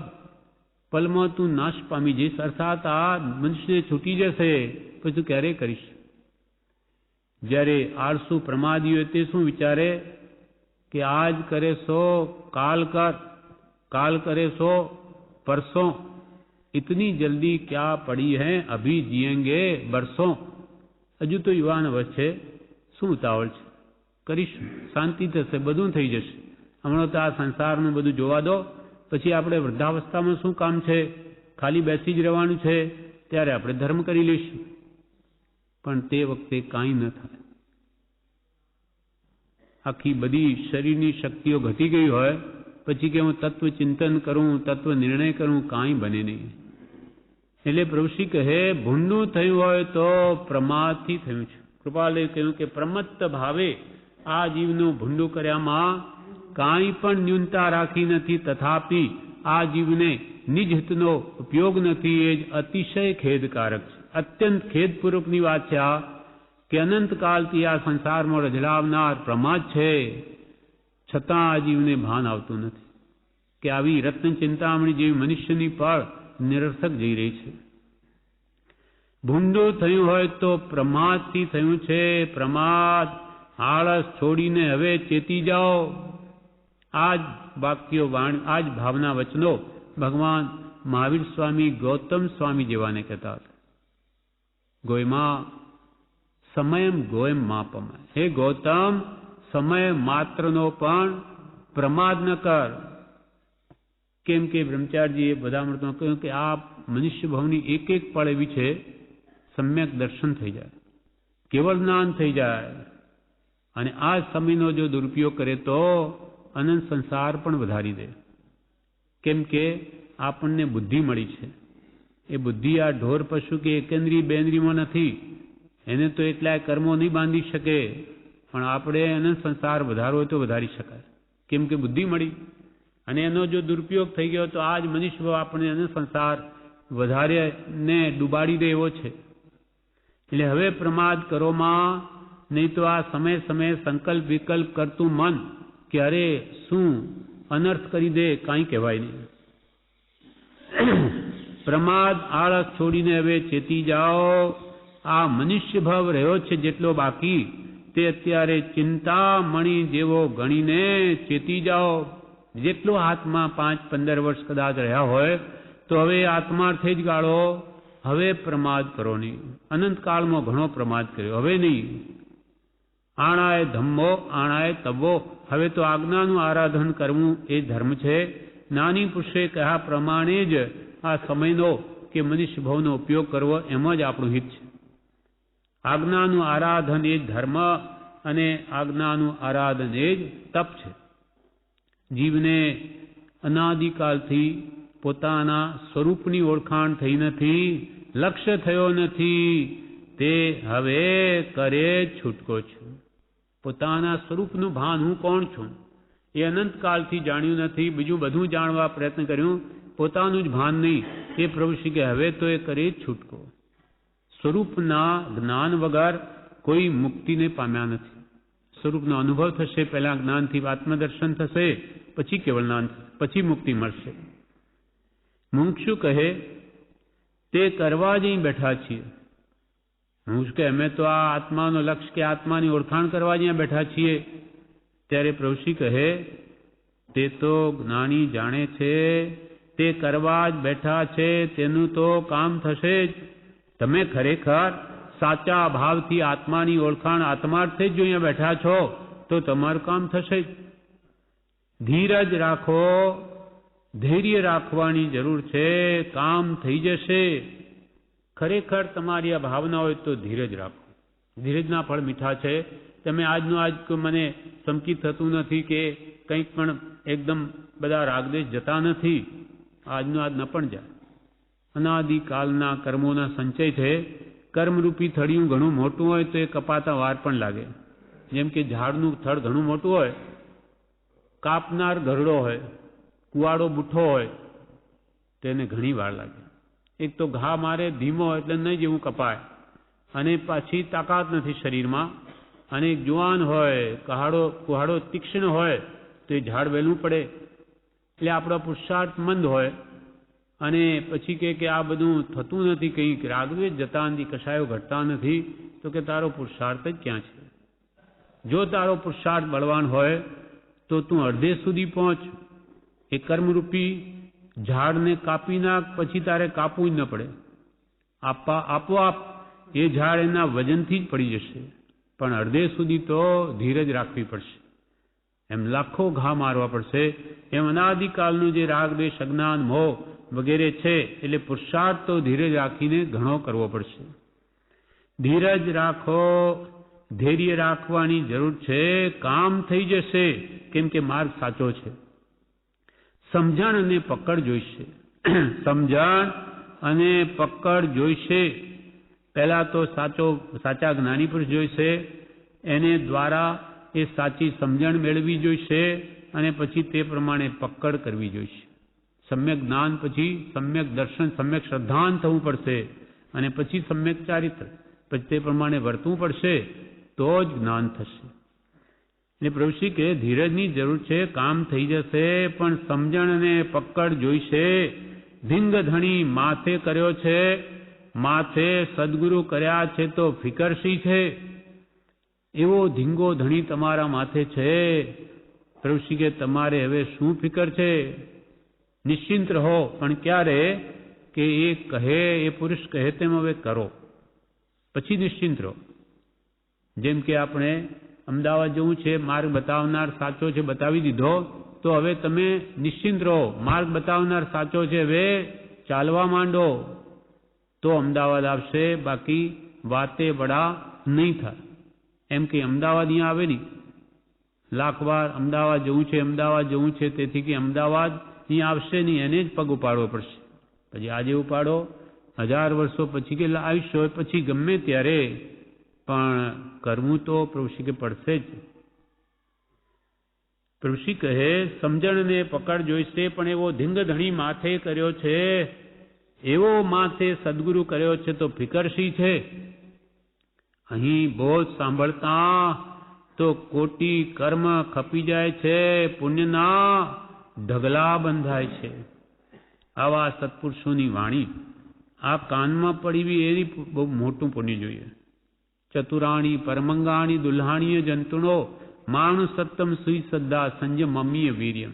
ઉત્તરાધ્યાયમાં ભગવાન મહાવીર સ્વામીનો છેલ્લો બોધ. આમાં 4 વસ્તુઓ દુર્લભ કહી. એક મનુષ્યપણું, દુલ્હાણીય જંતુણો માણુ સત્તમ મનુષ્યપણું, સુઈ આ શ્રુતિ, આ ભગવાનના વચનો શ્રુતિ એટલે શ્રવણ. આ કાને આવવા માટે પણ ઘણો જ પુણ્ય જોઈએ, ઘણું. સુઈ પછી શ્રદ્ધા, પછી તે પ્રમાણે પકડ થવી. ભગવાન કે સત્ય છે એ વાત બે અંદરમાં ઉતરી જવી, એકથી અતિ દુર્લભ છે. અને પછી સંયમ મમ્મીય વીર્યમ, તે પ્રકારે સંયમ પાળવામાં વીર્યનું સ્ફુરવું એ સૌથી દુષ્કર છે. તો હવે પ્રભુશ્રી કે ધીંગો ધણી આવો, સદગુરુ પરમ કૃપાળુ દેવ જેવો માથે છે તો ફિકરશી છે. અહીં બોજ સાંભળતા તો કોટી કર્મ ખપી જાય છે, પુણ્યના ઢગલા બંધાય છે. પ્રભુ કે 1,00,000 2 લાખ હોય તો દેખાય, પણ પ્રભુ અહીંયા તો રોજે કરોડોની કમાણી છે, પણ આ દેખાતા નથી, એટલે એને વિશ્વાસ આવતો નથી. અને કે 50 રૂપિયા તે જમાનામાં પ્રભુ કે મળતા હોય તો મુંબઈ સુધી દોડી જાય, પણ પેલા દેખાય છે, જ્યારે આ કંઈ દેખાતું નથી એટલે એનું મહાત્મ્ય નથી. પણ અહીંયા આ બોધ સાંભળતા કોટી કર્મ ખપી જાય છે, પુણ્યના ઢગલા બંધાય છે, અને ઢૂંકડું અવાય છે, પાસે અવાય છે. દિવસે દિવસે કર્મ ઓછા થાય તેમ એ આત્માની નજીક અવાય છે, મોક્ષ માર્ગની નજીક જવાય છે. આ જીવ રાંક પણ થયો છે, રાજા પણ થયો છે. હાથમાં કોઈ 2 બોર ન લે, હાથના કોઈ 2 બોર ન લે તેવો પણ થયો છે. આ જીવ અનાદિકાલના પરિભ્રમણમાં કેવા કેવા સંજોગો એ પામ્યો છે, કર્મને આધીન કેવી સ્થિતિ થઈ છે કે ગરીબ પણ થયો અને રાજા પણ થયો છે. આપણો આત્મા અનેક વાર રાજ્ય ભોગવ્યા, અનેક વાર દેવલોકે જઈ આવ્યો, તો એની ઈચ્છા ક્યાં શમી છે? આજે પણ તૃષ્ણા તો એવી ને એવી છે, કંઈ મળે એમાં આનંદ થાય છે, કોઈ જાય પોતાના પાસેથી ગમતું નથી. એટલે તૃષ્ણા આશા પાપીની સાપીની દઉં એ બધી તો એમની એમ જ છે, એ કંઈ ઘટી નથી. એટલે કે છે આ થયો છે અને એવો બન્યો કે આપણા હાથના કોઈ 2 બોર પણ ન લે. જેમ કે ચંડાલને આપણે સ્પર્શ કરતા નથી, તો એવી સ્થિતિમાં આવ્યો છે. ચંડાલ કુલમાં જન્મ્યો કે જેના હાથના 2 બોર પણ ન લે કોઈ. એવી આ અનંત શક્તિમાન જીવની સ્થિતિ પણ પૂર્વે થઈ ચૂકી છે. હાથના કોઈ 2 બોર ન લે તેવો પણ થયો છે. તો હવે અત્યારે જે આવે તે ક્ષમતા રાખી ખમી ખૂંદતા શીખો. હવે કે મારે તો આ નહીં ચાલે, મને એના વગર ગમે નહીં, મને તો ગરમી બહુ લાગે, કે મને આવું મારે ચાલે નહીં, આવું ખાવાનું નહીં ફાવે, ફલાણું નહીં ફાવે, આવું બધું કે હવે મૂકી દો. એથી ઘણી ખરાબ હાલત અનેક ભવોમાં થઈ છે. માટે હવે જે ઉદય આવે તે સંભાવે ભોગવીને ખમી ખૂંદો. તો હવે અત્યારે જે આવે તે ક્ષમતા રાખી ખમી ખૂંદતા શીખો. જે આવે છે તે જાય છે. જેવી સ્થિતિ તમારા કર્માધીન તમને મળે છે એ બધું જવા આવે છે. હવે એને રાગ દ્વેષ ગમતા ન ગમવાપણું કરી અને નવા કર્મ નહીં બાંધો. જે આવે છે તે જાય છે. રહેવાનું ક્યાં છે? તમારું ક્યાં છે? જે સ્થિતિ આજે થઈ એ રહેવાની નથી. અને તમારું એમાં છે શું? તમે જે ઘરને કે મકાનને કે દુકાનને કે કુટુંબાદીને કે ધનાદિને મારું માનો કે શરીર આદિને, એમાં તમારું ક્યાં છે? તમે અહીં આવ્યા ત્યારે લઈને આવેલા મકાન દુકાન કે કુટુંબ કે આ ઘર કે શરીર? તો પછી તમે લઈને જ નથી આવ્યા. તમારું ક્યાં છે? અને જાઓ ત્યારે કોણ લઈ જાય છે? રહેવાનું ક્યાં છે? તમારું ક્યાં છે? સુખ દુઃખ આવવું હોય એટલું આવો ને. સુખ દુઃખ આવવું હોય એટલું આવો ને. ભેદ જ્ઞાનથી ઝટકો મારી કાપી નાખો, ઉડાડી દો, ભલે ને દૂર જઈ પડે. જેવા કર્મના સંજોગો મળી આવે, સુખના કે દુઃખના, પ્રભુ કે ભેદ જ્ઞાનથી ઝટકો મારીને કાપી નાખો. એટલે કે ગમે તેવા દુઃખના પ્રસંગ પણ આવે તો એને ઝટકો મારીને કાપી નાખો કે આ મારું સ્વરૂપ નહીં, આ કર્મનું સ્વરૂપ છે. મહારાજ પૂર્વ અજ્ઞાન અવસ્થામાં બાંધેલા કર્મનો ઉદય આવ્યો છે, અથવા પુણ્યનો ઉદય હોય, કુટુંબ હોય, ધનાદિ હોય, એને પણ કે ઝટકો મારીને કાપી નાખો. તેમાં પણ આસક્તિ ન થવા દો, કેમ કે એ મારું નથી. આ તો બધું પુણ્યનું ફળ છે. 4 દિન કી ચાંદની ફિર અંધેરી આएगी. એટલે એમાં કે મમત્વ ભાવ કરવા જેવો નથી. એમ એને ઉત્તમ ભાવનાઓ હૃદયમાં લાવી નિશ્ચયને જેવું સ્વરૂપ છે જાણી અને એ બધા રાગ દ્વેષને કાઢી નાખો. સુખ દુઃખના નિમિત્તે થતા સુખ દુઃખ આવવું એટલું આવો ને. ભેદ જ્ઞાનથી ઝટકો મારી કાપી નાખો, ઉડાવી દો, ભલે ને દૂર જઈ પડે. જે દેખાય છે તે પૂતગલ છે, પર્યાય છે, તે હવે નથી જોવું. તેને ધક્કો મારી પાડી નાખો. જ્યાં જ્યાં પૂતગલ જ રૂપી છે, દેખાય છે, પર્યાય છે બધી એની, એ અવસ્થાઓને જોઈને હવે રાગદ્વેષ કરોમાં હવે નથી જોવું.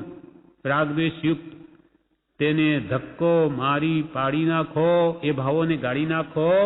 જ્ઞાની તો આત્મા જુએ છે.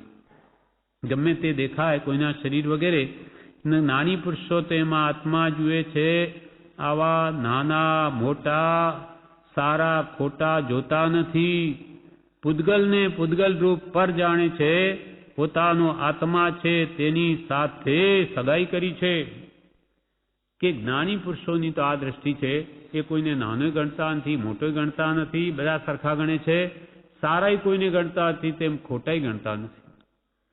પૂતગલને માત્ર પૂતગલ રૂપ જુએ છે અને પોતે આત્મા છે અને બધાની સાબમાં દ્રવ્ય દ્રષ્ટિ કરી છે. એમ પેલા મુમુક્ષુએ કહેલું કે અમે તો આ જ કરવા બેઠા છીએ, આત્માની ઓળખાણ. તો પ્રભુ શ્રી કે જ્ઞાની તો આવું કરે.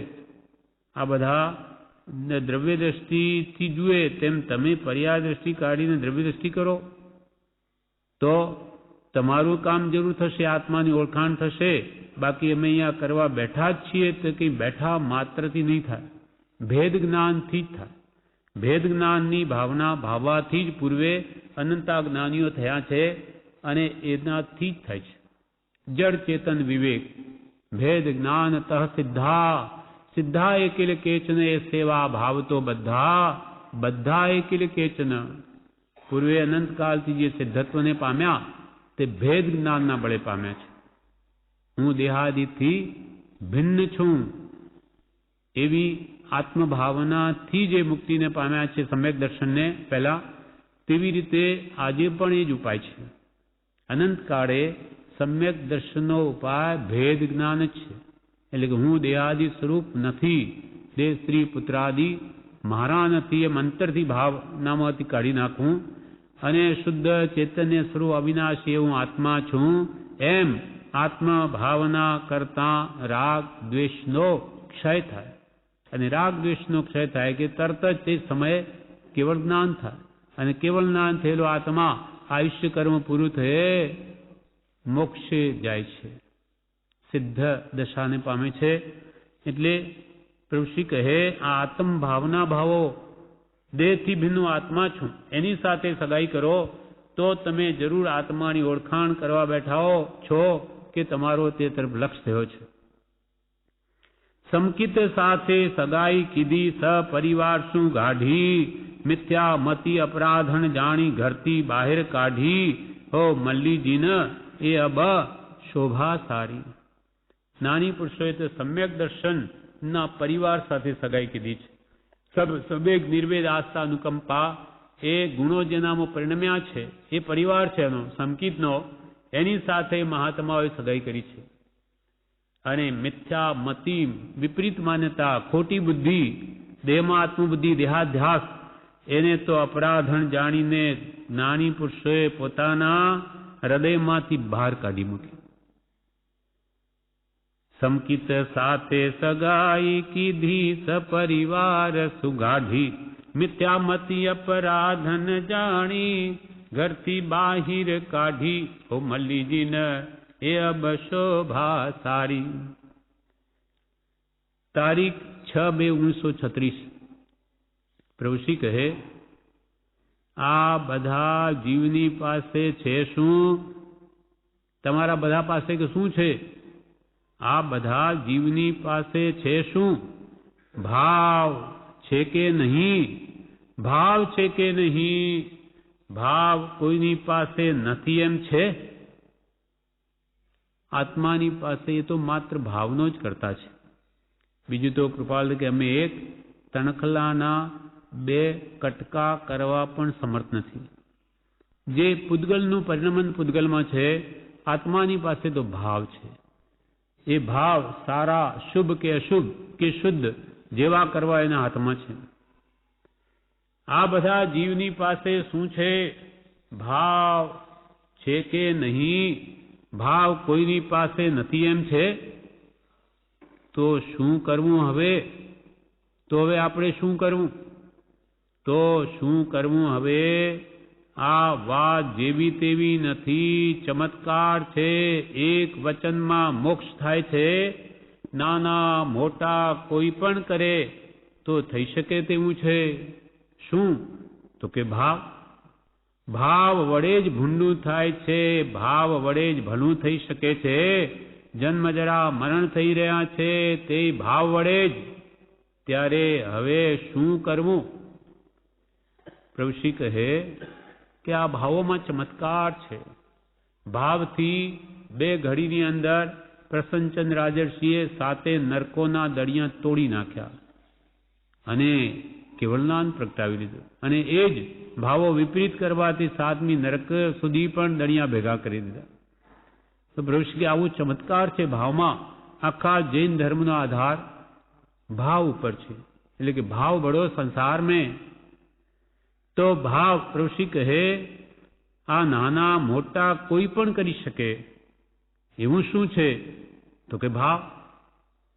ભાવ વડે જ ભૂંડું થાય છે. ઉત્તમ ભાવથી પોતે જ પોતાનો મિત્ર છે અને ખોટા ભાવો કરવાથી પોતે જ પોતાનો વેરી છે.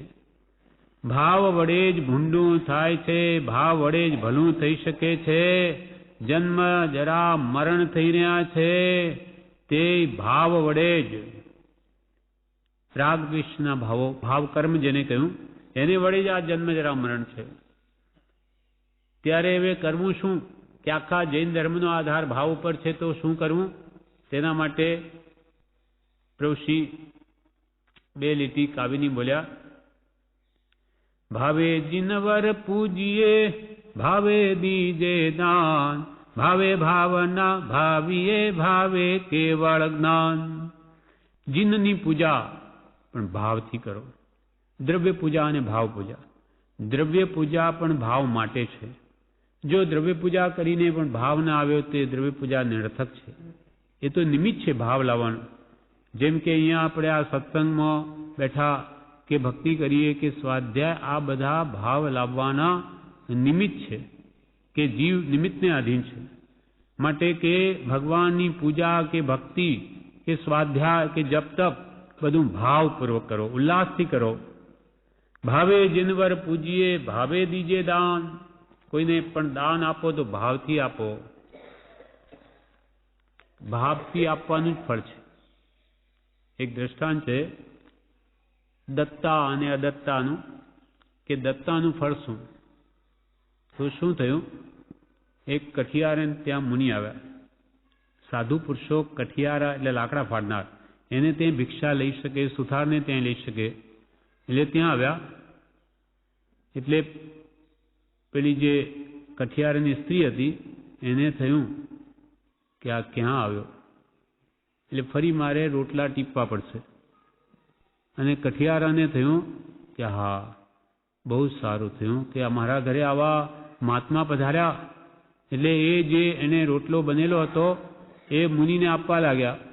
એટલે એની એક પુત્રીને પુત્ર હતો, એની પાસે અડધો અડધો રોટલો હતો. તેને કહ્યું કે બાપા આ મારોય આપો. એણે સારા ભાવ કરે એટલે આપી દીધું. મુનિ ચાલ્યા ગયા. એટલે એકે ભાવ, એ બધા કેવા ભાવ જુદા જુદા કરે છે. એટલે એક મરીને રાજા થાય છે. આ જે દત્તાનું ફળ શું? તો કે જે ભાવથી કઠિયારાએ દાન આપ્યું તે તો રાજા બન્યો. એ પુત્રી અને એનો પુત્ર એ પુત્ર બને છે. પુત્રી પણ એક શેઠની પુત્રી બને છે. અને આ જેણે કે આ રોટલા ક્યાં ટીપવા પડશે, માને ટીપવા પડશે, ક્યાં આવ્યો, એ મરીને કેટલાય બીજા ભવમાં રઝળી એ બાઈનો જીવ. અને પછી તે જ્યારે આ રાજાના ભવમાં આવ્યા ત્યારે કે છે કે એ ત્યાં ચંડાલણી થઈ છે, ભંગણ બની છે. એમ આ જ્ઞાની પુરુષે પછી કહ્યું ત્યારે જાણ્યું.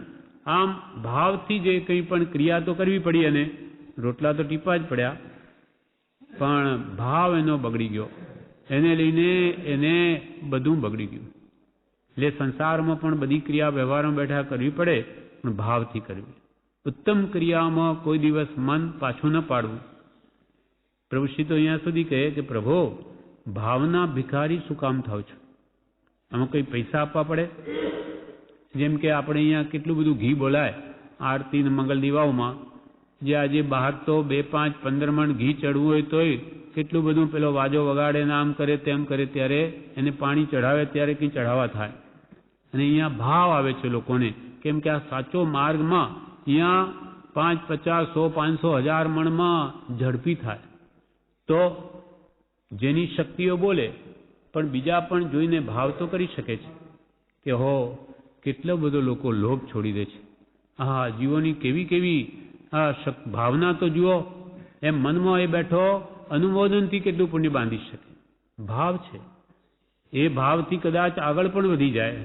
જ્યારે પૈસા ખર્ચનારાના મનમાં કદાચ એમ હોય કે મેં કેટલું બધું, કે જો હું કેવો બોલું છું એના કરતાં આપણે આપણું નામ જાય બોલો, એમ જો ભાવના રહે તો એ કદાચ એવું પુણ્ય ન પણ બાંધે જ્યારે પેલા અનુમોદન કરનારા બાંધી દે. એટલે આખા જૈન ધર્મનો આધાર ભાવ ઉપર છે. એટલે પ્રભુશ્રી કહે જે કંઈ પણ ઉત્તમ ક્રિયા જોઈને ભાવ કરો, એમાં તમારે કંઈ પ્રભુ પૈસા આપવા પડે છે? કાંઈ પૈસા ટકા નથી, માત્ર ભાવના જોઈએ. અને ગુણગ્રાહી દ્રષ્ટિ જ્યાં હોય ત્યાં બધા પ્રત્યે સારો જ ભાવ આવે, અને એ જીવ પુણ્ય જ બાંધે. માટે દોષ દ્રષ્ટિ કોઈ પ્રત્યે રાખવી જ નહીં, કેમ કે કર્મ બંધાવનારી છે. એટલે કે ભાવે જીનવર પૂજીએ ભાવે દીજે દાન.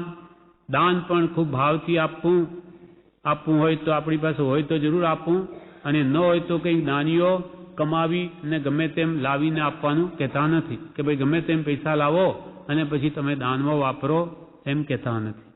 એ તો ઘરમાં ઘણું હોય, જો ધન અધિકો હોય તો તીર્થે જઈ વાવીએ રે, તો તીર્થોમાં જઈને એને વાવરવું. પણ આમ પાપ કે જૂઠ કર્મ કરીને પૈસા ભેગા કરીને દાન આપવાનું જ્ઞાનીઓએ કદી કહ્યું નથી. પણ જે હોય તેને ભાવપૂર્વક આપવું સારા ક્ષેત્રોમાં, કે જેથી એ વવાય છે, એ ભવોભવ કામ લાગે છે. ભાવે જીનવર પૂજીએ ભાવે દીજે દાન. ભાવે ભાવના ભાવીએ ભાવે કેવળ. પ્રભુશ્રી કહે આ ટૂંકામાં ટૂંકું છે, આ ટૂંકામાં ટૂંકું છે. જપ તપ ક્રિયા કમાણી સંયમ માનવું ન માનવું એ બધું ભાવમાં આવી ગયું. કાલે વાત આવેલી, ભાવે જીનવર પૂજીએ, ભાવે દીજે દાન, ભાવે ભાવના, ભાવીએ ભાવે કેવળ નાન. તેના નીચે પ્રભુશ્રી કહે છે આ જ વાત ઉપર કે આ ટૂંકામાં ટૂંકું આમાં કહ્યું કે જપ તપ ક્રિયા કમાણી સંયમ માનવું એટલે પરને પોતાનું માનવું કે ન માનવું એ બધું ભાવમાં આવી ગયું. તમે ભાવપૂર્વક બધી ક્રિયા કરો તો જપ તપ ક્રિયા કમાણી બધું સવળું થઈ જશે, નહીં તો ભાવ વગરનું બધું લુખું છે. આ ટૂંકામાં ટૂંકું છે. જપ તપ ક્રિયા કમાણી કે સંયમ માનવું ન માનવું એ બધું ભાવમાં આવી ગયું. આ જીવ અનાદિકાળથી ભમતો છે. તેના ઉપર દયા લાવી પરમ કૃપાળુ દેવે બોલાવી લખી આપ્યું. આત્મ ભાવના ભાવતા જીવ લહે કેવળ જ્ઞાન રે. ભાવ ઉપર પ્રભુશ્રી પોતાની વાત કરી કે અનાદિકાળથી આપનો આત્મા ચાર ગતિરૂપ સંસારમાં ભમે છે. તો એવો હું પ્રભુશ્રી પોતાની વાત કરે કે મારા ઉપર એ કૃપાળ દેવે દયા લાવી અને મને બોલાવીને લખી આપ્યું કે આત્મ ભાવના ભાવતા જીવ લહે કેવળ જ્ઞાન. હવે કે આત્માની ભાવના ભાવો તો તમે કેવળ જ્ઞાનને પાવો. એમ દયા લાવી પરમ કૃપાળુ દેવે બોલાવીને લખી આપ્યું. આત્મ ભાવના ભાવતા જીવ લહે કેવળ જ્ઞાન. આટલો સવાલ બસ છે, આટલો જ સવાલ બસ છે. પરને પોતાનું માન્યું છે ત્યાં જ દુઃખ થયું છે. પરને પોતાનું માન્યું છે ત્યાં જ દુઃખ થયું છે. મારું માથું દુખે છે, તાવ આવ્યો છે, પેટમાં દુખે છે, મહી તણાઈને માનવા જાય છે, પણ એ તારું માથું અને તારી ચૂક એ તારા છે? એ તો કર્મ છે કે માય માથું ઘાલી અને આ શરીરને પોતાનું સ્વરૂપ માની અને એમ માની બેઠો કે આ મને દુખે, આ તાવ મને આવ્યો, આ પેટમાં દુખે છે. પણ પ્રભુશ્રી કે મહી તણાઈને તું માનવા જાય છે, શરીરને પોતાપણું માનીને, પણ આ માથું તારું છે, આ પેટ તારું છે, આ ચૂક તને આવી પેટમાં એ તારી છે. એ તો કર્મની છે. પૂર્વે જે અશાતા વેદનીય કર્મ બાંધ્યા તેને લઈને આ શરીર મળ્યું, અને જે શાતા કે અશાતા જેવી બાંધરી તે આ શરીરમાં તને ઉદય રૂપે આવે છે.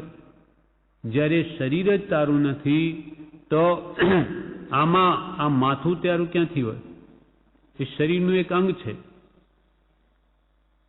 પણ તારું માથું ને તારી ચૂંક એ તારા છે?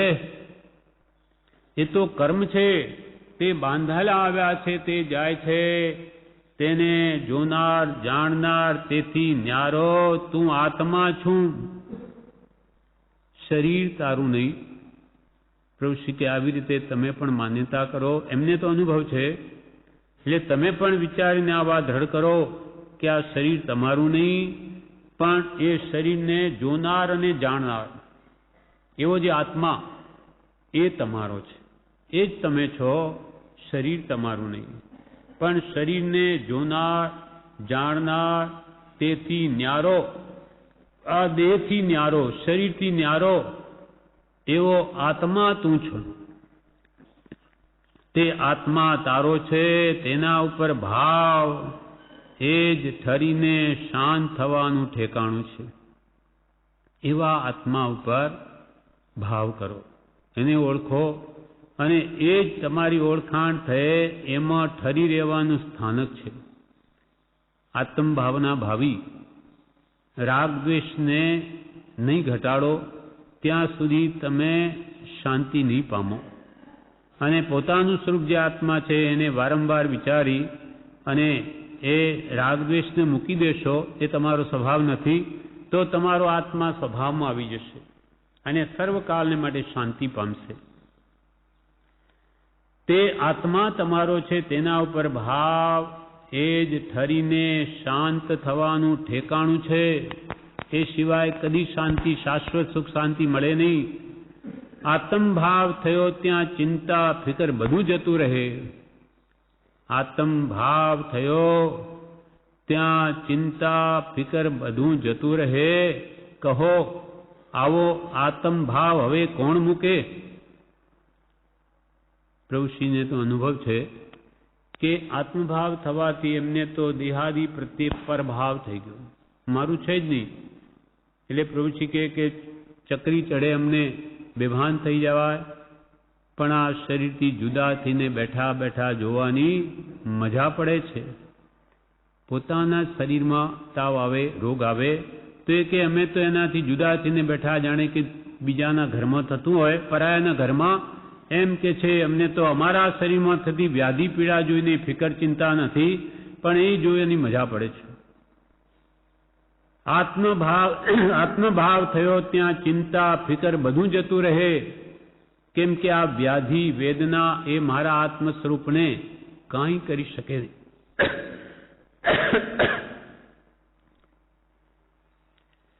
કહો આવો આત્મભાવ હવે કોણ મૂકે? કે જે આત્માનો ભાવ ભાવવાથી સઘળી ચિંતાઓનો નાશ થઈ જાય, દેહ સંબંધી કે કુટુંબ સંબંધીની, તો એવો આત્મભાવ કોણ મૂકે? જે આત્મભાવ થવાથી ચિંતા ફિકર બધું જતું રહે.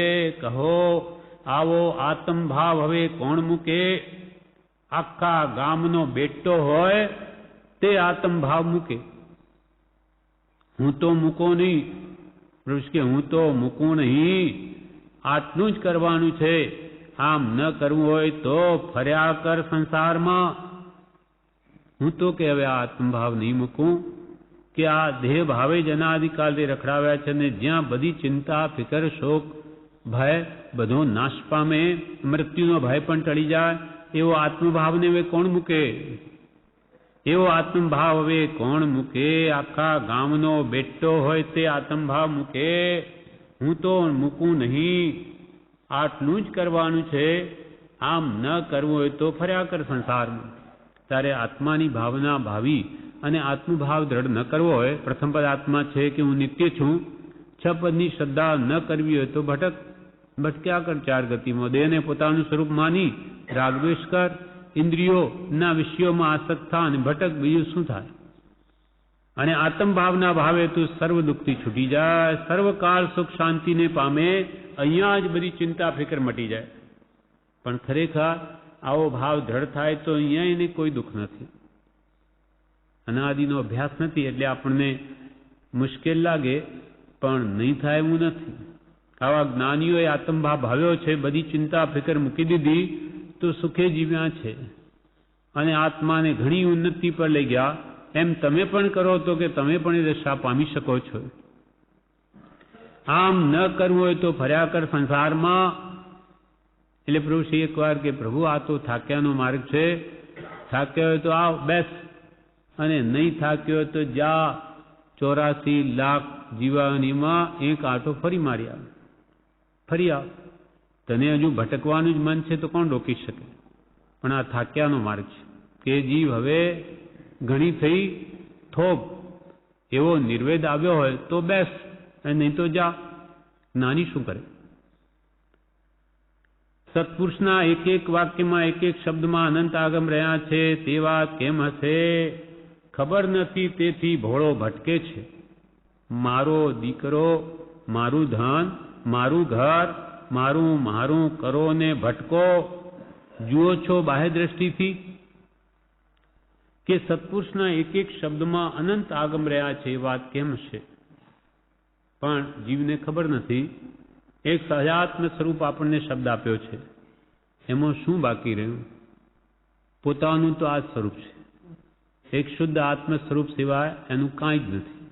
જો એનો યથાર્થ મર્મ સમજી લે અને એના સિવાય પરને પર માને ને સ્વને સ્વ માને તો પછી શું રહ્યું? બધું આવી ગયું આમાં. સર્વ દુઃખથી સર્વકાળ માટે મુક્ત થઈ જાય. ખરા ભાવે આ મંત્રનો ભાવ સમજીને એ પ્રમાણે પોતાના સ્વરૂપને જ પોતાનું માને, એ સિવાય કોઈમાં રાગદ્વેષ ન કરે તો કાંઈ દુઃખ નથી એને. પણ પ્રભુશ્રી કે અનંત આગમ એ જ્ઞાની પુરુષના શબ્દમાં રહેલા હોવાથી હજુ એને સમજાયું નથી. ખબર નથી તેથી ભોળો ભટકે છે અને પરને પોતાનું માને છે. મારો દીકરો, મારું ધન, મારું ઘર, મારું મારું કરો ને ભટકો. કે કરો તો ભટકો, કેમ કે તમારું છે નહીં એમ પરાઈ વસ્તુને તમે પોતાની માનીને રાગદ્વેષ કરો તો ભટકો. બીજું શું થાય? તમે કરશો આવો મમત્વ ભાવ તો એનું ફળ જ આવશે. મારું મારું કરો ને ભટકો. જુઓ છો બાહ્ય દ્રષ્ટિથી પૌદ્ગલિક પદાર્થને જે પર છે ને પોતાના માનો તો ભટકો. પણ કર વિચાર તો પામ. વિચાર કર્યો નથી કે આનું પરિણામ શું આવશે. કૃપાળદેવે કહ્યું, વિચાર કરે તો તું પોતે પામી શકે તારા સ્વરૂપને, પણ આ જીવે વિચાર જ નથી કર્યો કે જેને હું મારું માનું છું એ ખરેખર મારું છે અથવા મારું હતું અથવા એ મારું થઈ શકશે. કોઈનું નથી થયું તો મારું કેવી રીતે થશે? પણ આ જીવે પ્રભુ શ્રી કે વિચાર જ નથી કર્યો. કર વિચાર તો પામ, પણ આનું પરિણામ શું આવશે વિચાર નથી કર્યો. સુખ દુઃખ, પૈસા ટકા, દીકરા છોકરા, મારું તારું કશું રહેતું નથી, બધું રાખ છે. કેટલી વાત સાચી છે. જેને આપણે સગા સંબંધીઓને મારા માન્યા, બધાની રાખ થવાની છે. બધાની શરીરને જ આપણે આપણું માનીએ, આત્મા તો જોયો નથી. અને ખરેખર આત્મા જોયો હોય કે વિશ્વાસ પણ હોય તો એ સગાવાલો મરે ત્યારે પણ એને દુઃખ ન થવું જોઈએ, કેમ કે એનો આત્મા તો મર્યો જ નથી. આત્મા તો કંઈ ને કંઈ ગતિને પામ્યો એટલે દુઃખ શું પછી? અને શરીર એની તો રાખ થવાની જ છે, કોની નથી થઈ. એટલે પ્રભુશ્રી કહે, મારું તારું, દીકરા છોકરા, પૈસા ટકા, બધું રાખ છે. આપ મુએ ડૂબ ગઈ દુનિયા. પોતે મરી જાય પછી કરોડો લાખો હોય તો શું કરવાના? બધા અહીંયા જ પડી રહે છે, કોઈ સાથે આવતું નથી. એટલે કે આ પણ આંટી ઉકલી નથી, હજુ આંટી ઉકલી નથી. મૂકવું પડશે, સાથે લીધું તો ઊભું થયું, ન લે તો થાય. સાથે લીધું તો ઊભું થયું, એટલે મારું માન્યું તો આ દુઃખ ઊભું થયું. ન લે તો ન થાય. આમ જુઓ તેમ જુઓ, જ્યાં જુઓ ત્યાં તુહી એક આત્મા જ જુઓ. પ્રભુશ્રી આત્મદ્રષ્ટિ કરાવે છે કે હવે પરને પોતાનું માનવાનું મૂકી દો. આ શરીર છે બધાના, એ તો પૂતગલના બનેલા, એ કોઈ તમારા નથી. સગાવાલાય તમારા નથી, આ તમારું શરીર પણ નથી. માટે જ્યાં જુઓ ત્યાં તુહી એક આત્મા જ જુઓ. સગાવાલાઓમાં આત્મા જ જુઓ, પોતામાં આત્મા જ જુઓ, અને બીજા જડ પદાર્થો જુઓ તેમાં આત્મા જુઓ. તો તેમાં આત્મા કેવી રીતે જોવો? તો કે જેમાં પુસ્તક છે આ જડ છે, પણ આમાં આત્મા નથી. પણ હું આત્મા છું તો આ પુસ્તક છે. આત્મા છે તો આ દેખાય છે. ત્યાં પણ પહેલો આત્માને યાદ કરો તો આત્મભાવ દ્રઢ થાય. જ્યાં જુઓ ત્યાં તુહી એક આત્મા જુઓ. આ આત્મા એમ આત્મા જોવાય તો કામ થઈ જાય. તેને બદલે આ તો વાણીઓ છે, આ તો પાટીદાર છે, સારો છે, ખોટો છે, નાનો છે, મોટો છે, એમ જોયું ત્યાં કૂટ કપાળ. એટલે કે હજુ તું આવી દ્રષ્ટિ રાખે ત્યાં કૂટ કપાળ એટલે કે માથાફોડ, અર્થાત કર્મથી બંધા. શું કરીએ? તને કહીએ છીએ કે પરને પોતાનું માનવું નહીં, અને પોતે પોતાની ભૂલી ગયો, મોટા મોટી ભૂલ છે, હવે મૂકી દે. પણ હજુ તારે મૂકવું જ નહીં તો કૂટ કપાળ, માથાફોડ, અર્થાત ચાર ગતિમાં રજળ. તને હજુ મમત્વ ભાવ, અહમ ભાવ, મારાપણું કે હું પણ મૂકવું જ નથી, તો એનું ફળ તો આ જ આવશે. તેને બદલે આત્મા સર્વમાં નહીં માનતા કે નહીં જોતા, તેને બદલે આ વાણીઓ છે, આ તો પાટીદાર છે, સારો છે, ખોટો છે, નાનો છે, મોટો છે, એમ જોયું ત્યાં કૂટ કપાળ. આત્મા જોયો નથી, જે જાણું તે નવી જાણું, નવી જાણ્યું તે જાણું. આ બધી મર્મની વાત છે. પણ આંટી ઉકલે તો સવણું થઈ જાય. પાછું વળવું પડશે, મૂકવું પડશે, કરવું પડશે. આત્મ ભાવના ભાવતા પરિણામ બીજું આવે તો કહેજે. સાકર ખાય તો અફીણનું ફળ નહીં થાય, સાકરનું જ ફળ મળશે. પ્રભુ કે તું હવે આત્મા અને આત્મા દ્રષ્ટિએ જોવાની દ્રષ્ટિ કેળવ. માત્ર દ્રષ્ટિ કી ભૂલ હૈ, ભૂલ ગયે ગતે હ. જે જાણ્યું તે હવે નવી જાણું, જે જાણું તે નવી જાણું. એટલે આ દેહ છૂટવાનો છે હું જાણું છું, પણ નવી જાણું એ દેહ ક્યારે છૂટશે એ નથી જાણતો. પણ હવે નવી જાણ્યું તે જાણું કે જે આત્માને મેં કોઈ દિવસ જાણ્યો નથી, હવે એને જાણું. હવે પ્રભુ કે તમે તમારી જાતને ઓળખો. બીજું બધું અનંતવાર બહુ જાણ્યું એ બધું ભૂલી જઈ અને હવે તમારી તમે કોણ છો એ જાણો. ગમે તે જપ તપ ક્રિયા કે શાસ્ત્ર અધ્યયન કરીને એક જ કાર્ય સિદ્ધ કરવાનું છે, તે એ કે જગતની વિસ્મૃતિ કરવી અને સતના ચરણમાં રહેવું, સત્પુરુષના ચરણમાં રહેવું, એની આજ્ઞામાં રહેવું. આત્મદ્રષ્ટિ કરવી, હવે જગતને ભૂલી જવું. પ્રભુ કે પાછું એક દિવસ તો વળવું જ પડશે. આ દેહ ભાવ, મમત્વ ભાવ પરમાં મૂકવો જ પડશે, કરવું જ પડશે. આત્મ ભાવના ભાવતા પરિણામ બીજું નહીં આવે. આવે તો કહેજે કે એકવાર તું આત્માની ભાવના તો ભાવી જો, પછી તને સંસારનું પરિણામ આવે કે મોક્ષ મળે કે અહીંયા જ આત્મ શાંતિ થાય અનુભવી જો. સાકર ખાય તો અફીણનું ફળ નહીં થાય, સાકરનું જ ફળ મળશે. સાકર ખાય સાકરનું ફળ, વિષ ખાધાથી વિષનું ફળ મળશે. એમ સારી ભાવના તું ભાવીશ, આત્મ ભાવના ભાવીશ તો તારો આત્માનું જ ઉદ્ધાર થશે, કલ્યાણ થશે. બાકી દેહ ભાવના ભાવીશ તો એનું ફળ ઝેર રૂપ જ આવશે. હવે તારા હાથમાં છે, તારી વારે વાર છે.